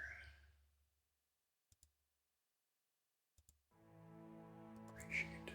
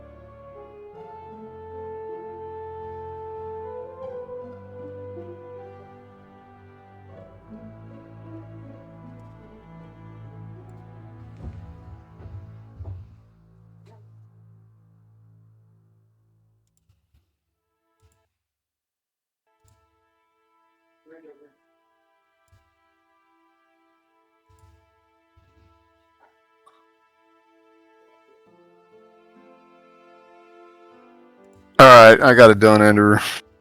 You look under winter gear equipped. It's public. Got it divided by character name, and I've even got the weights on there. Crowled's got frost mittens, a wool blanket, yeti fur. Idri's got Remora's heat gland, frost mittens, wool blanket, yeti fur. She may not even need the yeti fur, depending on how much. Malverin. Andrew, go ahead. Go ahead, it's all right. No, I was going to drop one of the non-magical longswords I had to reduce the weight a couple pounds. 4 pounds. Okay. Or you could just sell it. Yeah, so that's fine. Okay. Good. Take And something off I've- our bill. I've got my quest experience lined up, and I loaded up the mana cores for you. That'll be awarded here at the end. Okay, so that's all good. So let's make our way to Istvan the next morning here. So we got to get you up to Istvan. So let's go ahead and just fast forward a day's ride. Let me forward the calendar. I'm trying to be diligent with my calendar here. Are these items? Are you going to put these items on us later? I guess. I am. I've got to create them. I want to create them for the database, and then I'll put on. Okay. According to your note, I'll put them on each of you. Okay. And again, it remains the same weather. It looks like gentle breeze. A nice day. You guys get to Istavan without further ado. You make your inquiries. You make your things. You go. The guards take you straight into Lashton. Is it Lashton? I'll get that right here. So yeah, if you guys remember, it's or is it Algorthus?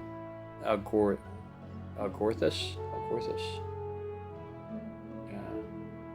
Hey, and I was just going to ask real quick. Would you mind giving Kraled the commensurate EXP that Jax would have gotten for his cleric? That way he's not going to end up being I did. gimped. And all right, cool. I gave him. Yeah, I gave him pretty high level actually. Yeah, in fact, I think I've done Malvern a misservice. I brought Kraled up pretty close to level. I think Hallis is fairly close to level. He's pretty high. The Ranger is pretty high. Malvern's pretty far away. I don't know if we started you at the midpoint or. No, we started me at the beginning. Okay, that's yeah. I'll dump a couple more on there for you. I'll change.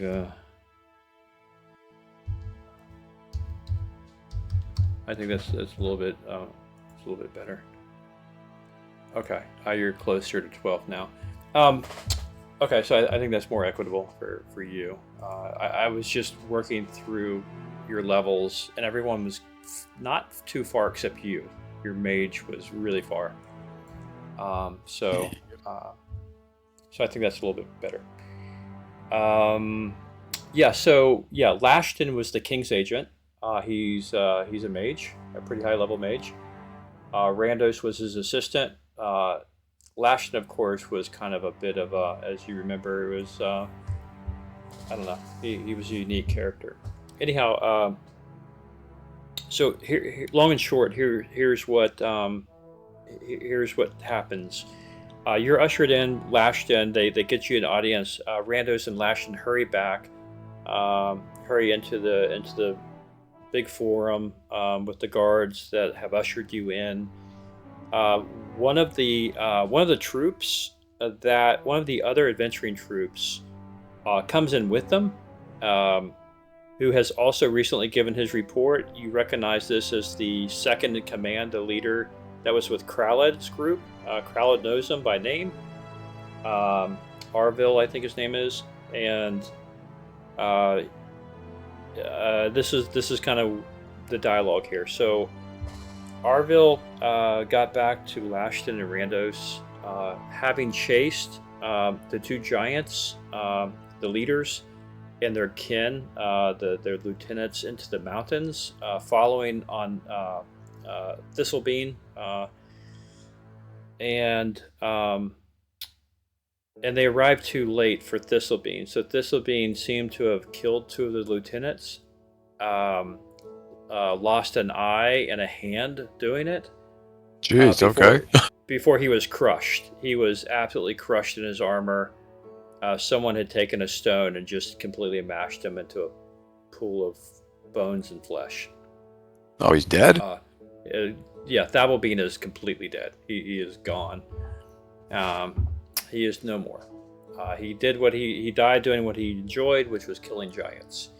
His killing days are over. Unfortunately, Arville reports the leaders got away. If Thabalbean had anything on him, it was taken. The only thing that remained was his mangled body and broken armor. Gnome size, of course. Argyle has gone back to his order per his instructions. And now it's your turn to report. Lashton said, "What have you found? What news? Arville told me that there was some clearing out of the Steading, which is good news, but orcs are involved. I need to hear this firsthand. Some, Malvern chuckles. Idris says quite a few, actually, my lord. So the hill giants The are... orcs. They're no more. Well, that is good news. Did you find out anything about the other giant kin that have been with them, the frost giants and potential occasional stone and fire giants? Malvern just says basically it's looking as if there's some kind of influence over these giants. We ran into 2 fire giants that were, I don't know, there to train, it looked like to me, these hill giants in some kind of warfare that they seem to be all gathering for. I've never seen so many giants in one place before. I've never heard of so many giants gathering, and this is precedent setting to see fire giants working alongside hill giants. But what makes me most uncomfortable is we came across some kind of a temple in the bowels of this Steading that are definitely not of giant make, and something actually affected even my mind, and I scribbled, and he shows him the scroll. I scribbled these down against my own will, and I read some messages that were on the walls in Giantish. I have a feeling we're dealing with some kind of demonic powers. That's my best guess. Something is influencing these giants. Lashton looks at the symbols. He's quite. Let's just say he's more than a few levels above you at the moment, and he says these symbols are unknown to me. This, however, and he picks up the this black strand, and he says, "This I have seen before in my adventuring youth. This comes from the Underdark. This is exotic silk from the Underdark. I've seen this before. And it's what I suspected. Whatever it is that you found, there's some element of the Underdark here." And he hands you back the scroll and the silk. My guess is we're dealing with drow. Black thread, out of place. The temple. There was a place that looked like meant for sacrifice. Demonic symbols. Some hints in the wordage. Something female. There were spider webs seen by some of us in the decor that seemed to be moving. It doesn't take a intellect like ours, sir, to understand that we're dealing with something on that level.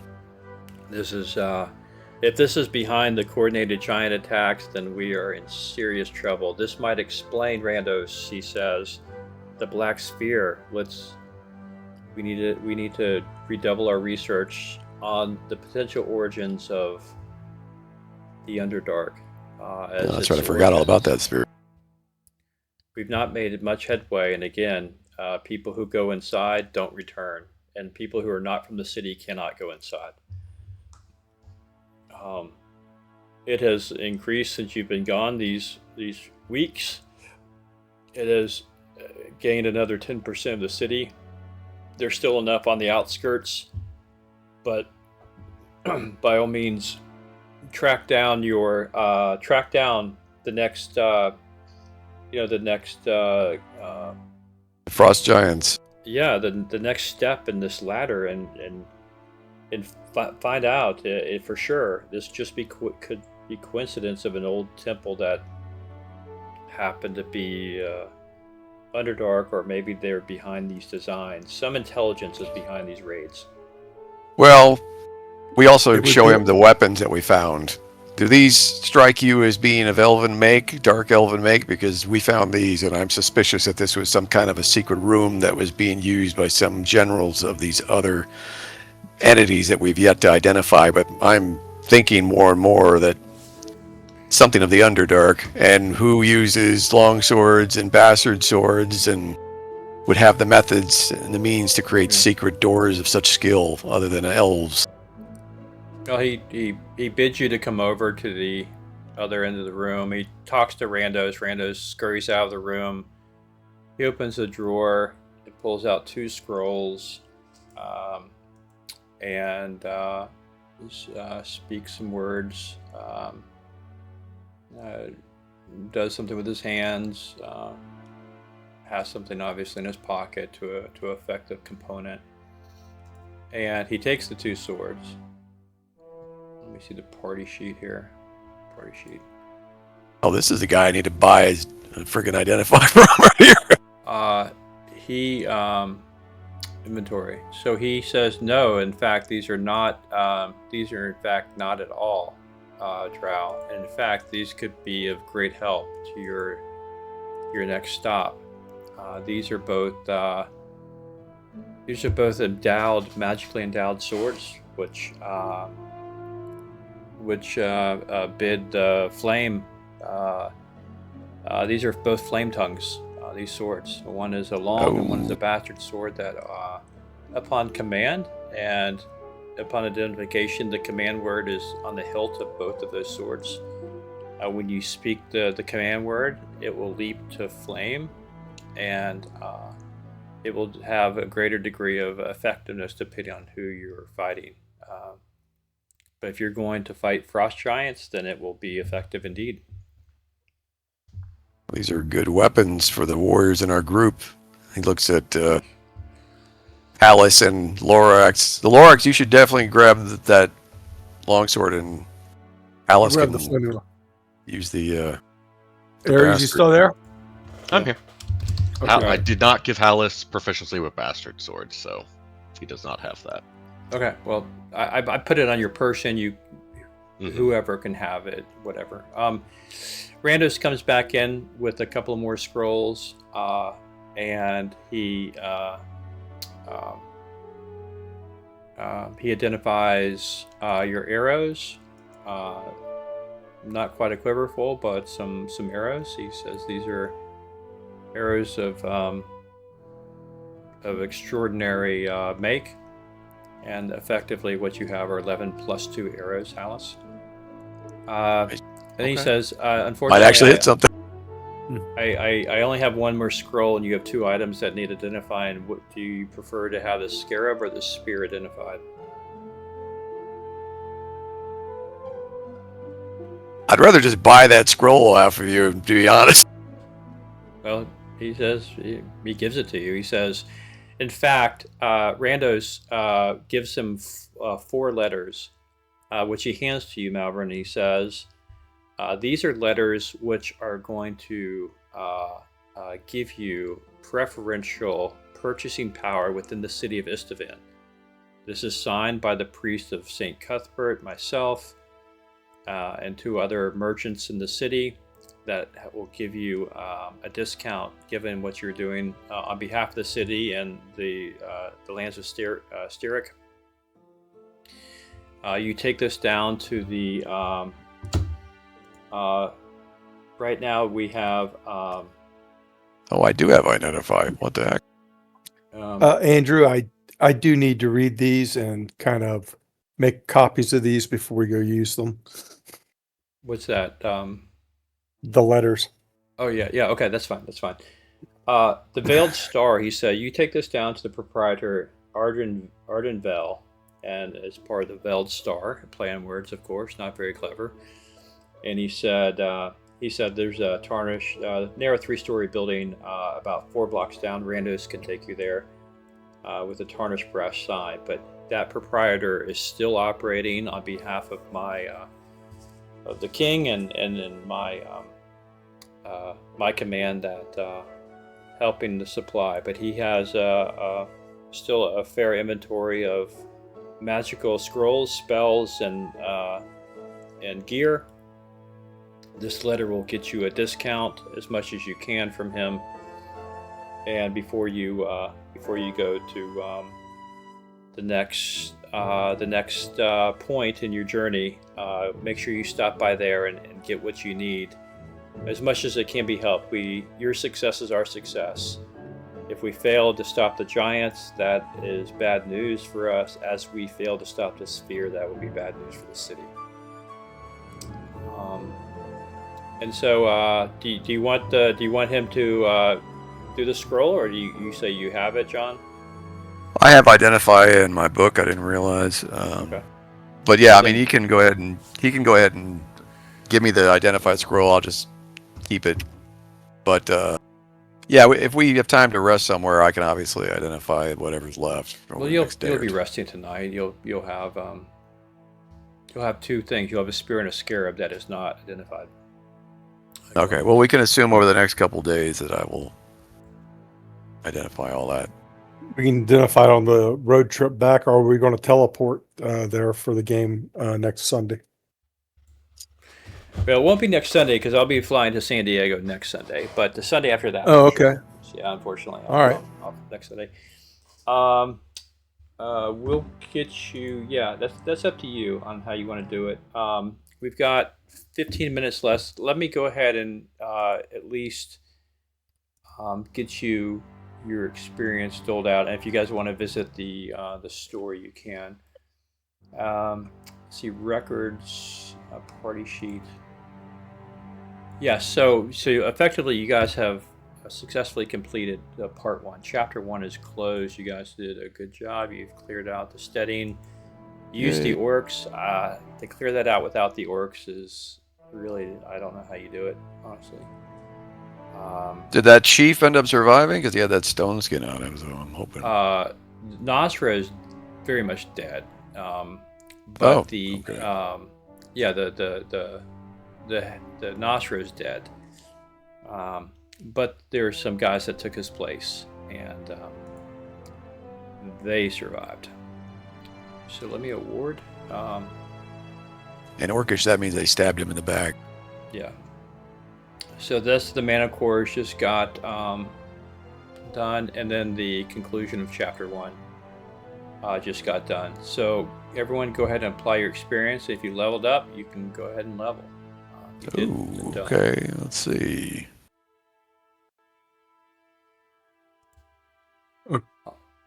Oh, my bard level. Would I apply? Yeah. Mm-hmm. And then you click the plus next to plus. Yeah. And it should. O'Clock leveled for sure. Okay, I went up one level. All right. Yeah. So So does it automatically add hit points? Yep. Malvern came closer, but he's still got a ways to go. So, Talon's hit 11. What about the skills? Does it automatically go up too? Maybe. No, that's the same as it was before. It tells you if skills are added. So let's see, Lorax. Let's see. Did you go up? Did you level? I went to 11. It'll show you up at the top proficiencies. It'll show if you got an additional one there. Take a look, Lorax. Okay, so you went ahead and leveled, right? You did? Yeah. Okay, good. You were 10th before. You went to 11. Is that correct, Lorax? Yeah, it was 10th. Yeah, okay, and now I'm 11. Okay, so what you do, it doesn't do it automatically. So what you got to do, Lorax, is I want you to go to your skill sheet. Let's see, Lorax. Go to your skills, and you have 30 points to add to your categories. Okay, your non-weapon skills, meaning your thieving skills. You got 30 points to give away. No more than 15 can be in the category at one time, and you can't go beyond 95 for anything. Okay, so so 95 climb walls. That's almost a given. Now you have 25 more to pass around on your skills. Okay. Okay. Your hit points should have been automatically adjusted. And your abilities. Yeah, it looks like you still have your I'm just proficiencies putting. are still 4 I'm and just 5. putting, trying to put 5 in each one. Yeah, that's fine. Your to hit your Thaco went down, of course, or improved by 1. Now you can hit things easier, of course.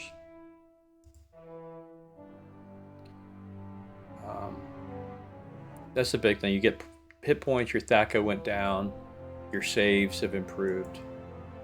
Yeah, you're saving on a spell at an 8. That's crazy. Or no, that's Malvern. Sorry. You are saving on a spell is 11. Yeah, your saves are really pretty good.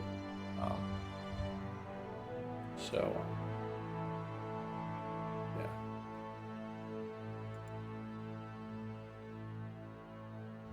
Okay. And Well, the cleric leveled good. barely. Hallis, But you're I take it you leveled. Yep, Palace is level 11 now. Good. Alright. Wow, 73 I just hit moved points, them man. all. You're a tank. Oh, All right, that's so it's a flame. It's a flaming sword that I have now, Andrew. It is, and let's I- get that equipped. Put that in your. We get that in your inventory. So let me go to party sheet. Hold on, don't do anything. Party sheet. That might convey frost resistance, if I recollect, but depends on the sword, I guess. I'm not sure. There's a party But sheet. it might. Inventory. Let me go ahead and. I am going to award all this. Right. Oh, Idri's up to 45 hit points. All right. I only went up 2 hit points. Bad roll. Okay, so now you should have Hallis and Lorax should have these things in the inventory. You want to make sure you equip them, and I want to make sure that the skills are checked for them. For Hallis, What did not you so add much. to my inventory? Because I am way over encumbrance now. Yeah, right. Oh, it did. Hopefully, it didn't add the. I went up by like over 100 pounds. Whoa. It's because it's gold when platinum was added to our inventories. Was that what did it? The platinum and the gold. So Wait. you guys can like zero those out. You're keeping track of that somewhere else, right? So you guys. That stuff's all in the. Yeah, all that stuff that came off of the money that's actually in the secret chest. So you can put. Go ahead. I'm just gonna say you can put like a handful of gold and platinum on your character just for funsies, but most of that stuff's tucked away, so you don't have to worry about the weight. Okay. So Lorax, yeah, you're at max encumbrance. Right, I wanted to drop the It's not even the non-magical gold that's longsword. doing it. It's I'm not sure what's doing it. You're at 199 pounds. Yeah, it must be the gold. It must have. It is. It all automatically went to us. So just I'm gonna take we've like got like 5,000, over 5,000 gold. That's a lot of weight. just Okay. get rid of that. Put like 10 platinum and 100 gold or something like that. Something more. Andrew, I just want you to look at my thing where the swords are, because I have like a regular long sword. I want to drop that.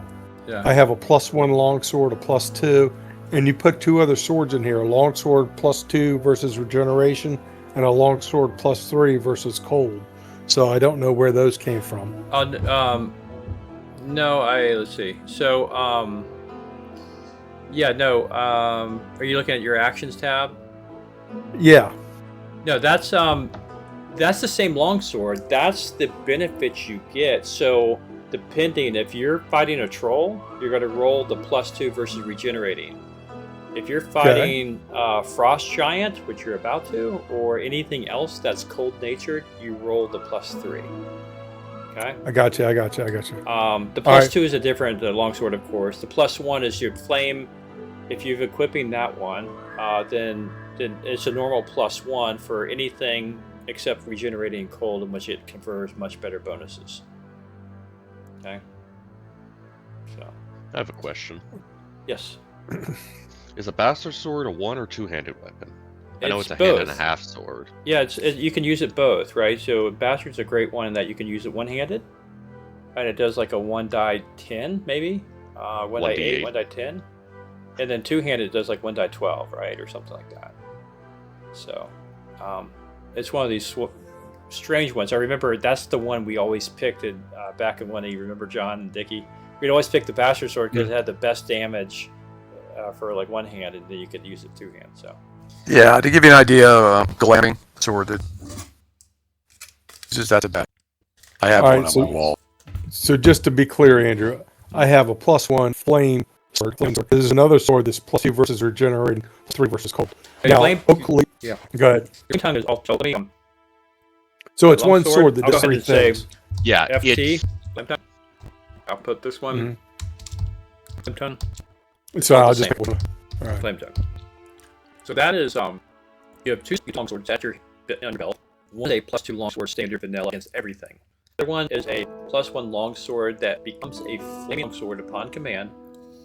That will get an additional +2, but a +2 versus rating and +3 versus with extra damage. So you decide which one you want to use. Day to day, you may want to use your +2 longsword. When you're in the next, in the Frost Giant Caves, the glyph, you definitely use flame tongue. Especially versus Cold. cold. And it also has a flame, so if you need flame, do something, light a fire or melting, Or just act as a torch. Yeah. just light as Okay. well, right? All right, so the magic we had to find yet Oakley has, do we figure that out in a day or two so we can just write it on his sheet? Magic spear. I I had have to. no idea what that is. You gave him a spear. Remember there's a spear we had to identify? Yeah, there was a spear. Yeah, there was a spear. Oh, a spear. A spear. Spear, not spear. Yeah, Spear. Sorry. Yeah, I think we did. That's right. What did you identify? Well, all right. Well, at some point, I guess you guys would get it done. John will memorize the spell and exhaust it for the next day. That's fine. Or pay the guy at the Emporium to do it for you. That's fine. It's a minor thing. Let me get to the party sheet again. Let me identify it. And it's actually, oops. Both. There's a scarab. We're identifying that for Callus. Why didn't it give you that, Hallis? You should. That assignment should have been given to you. I don't understand why that scarab is in your inventory. It's a because Fantasy Grounds. Oh, the Scarab of Insanity. read over it. That's a pretty interesting thing, actually. So Dickie, let me get to your character identified in your inventory. Where's here? I'm getting it now. Oh, it's with Oak. That's right. Block. Oh, that's cool.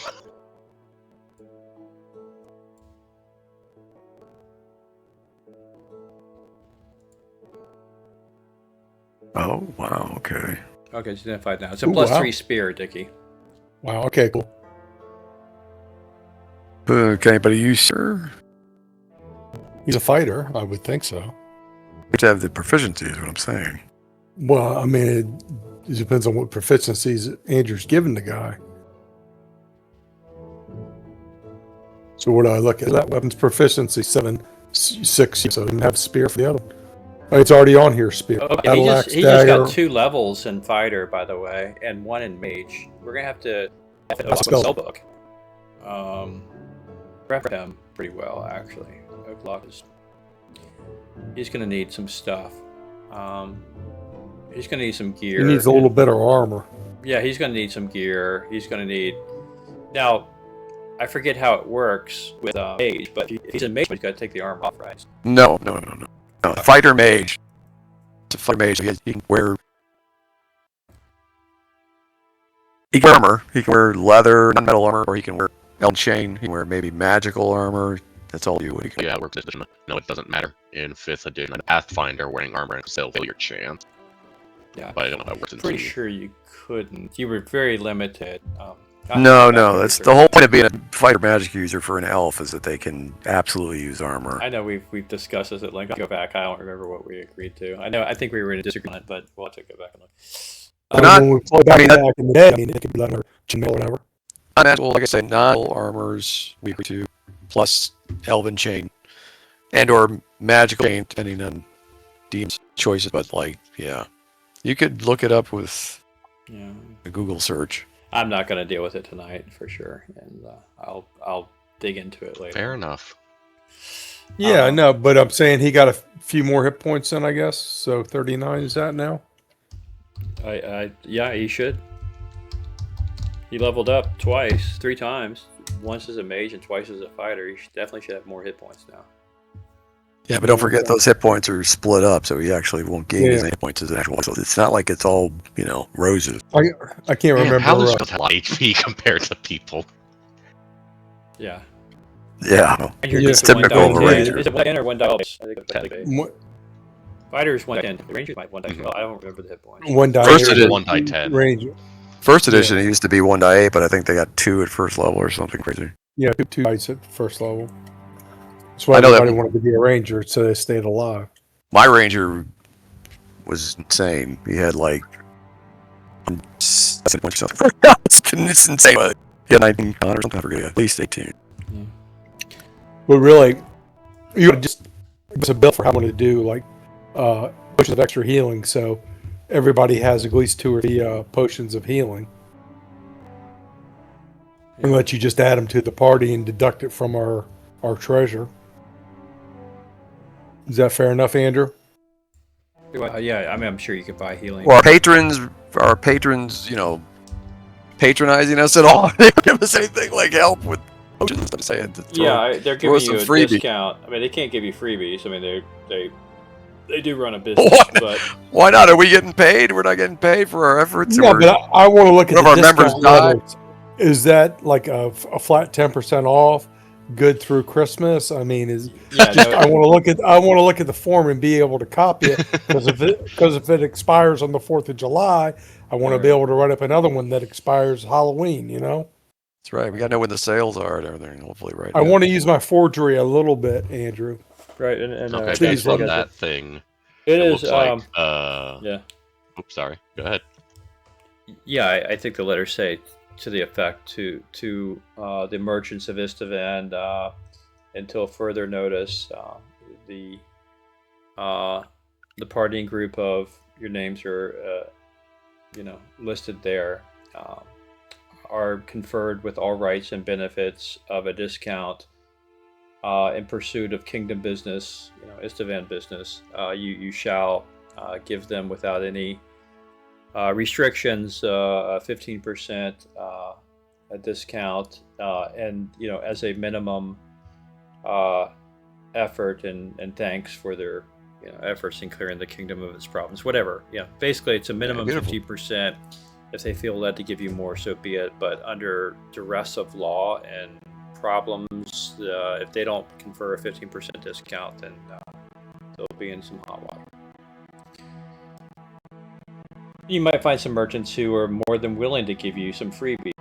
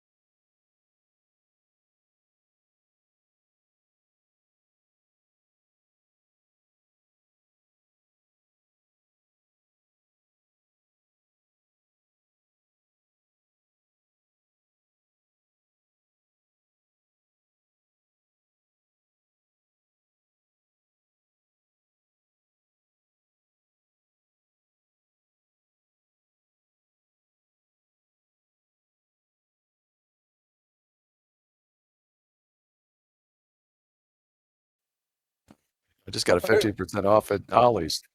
You might find some merchants who are going to increase their prices and happily give you 15%, knowing that you're paying through the nose. Sure. So, it just, you know how it is. Merchants are of different stripes. Maybe someone should remind them that there's a necromancer in the group. That The only armor that can Yeah. cast is Well, nothing else. It is restricted. Yeah. in businesses. Thing in the chat log. The Players, class yeah. benefit We'll have to restrictions. look hard for that. Yeah. They made a lot of stupid changes in second edition. I didn't DM it. That makes sense because it's restricting your movement and stuff. It's fine. First, we got to get him as a spellbook. So We'll have to spend a little time with O'Clock, but most of you guys are there much further ahead. So what we'll do next time is you got the candy money. We'll go to the candy store. You guys get what you can get with 15% discount. And once you're rested up, healed up, and our level up, we've got to get spells for this guy and outfit appropriately. We will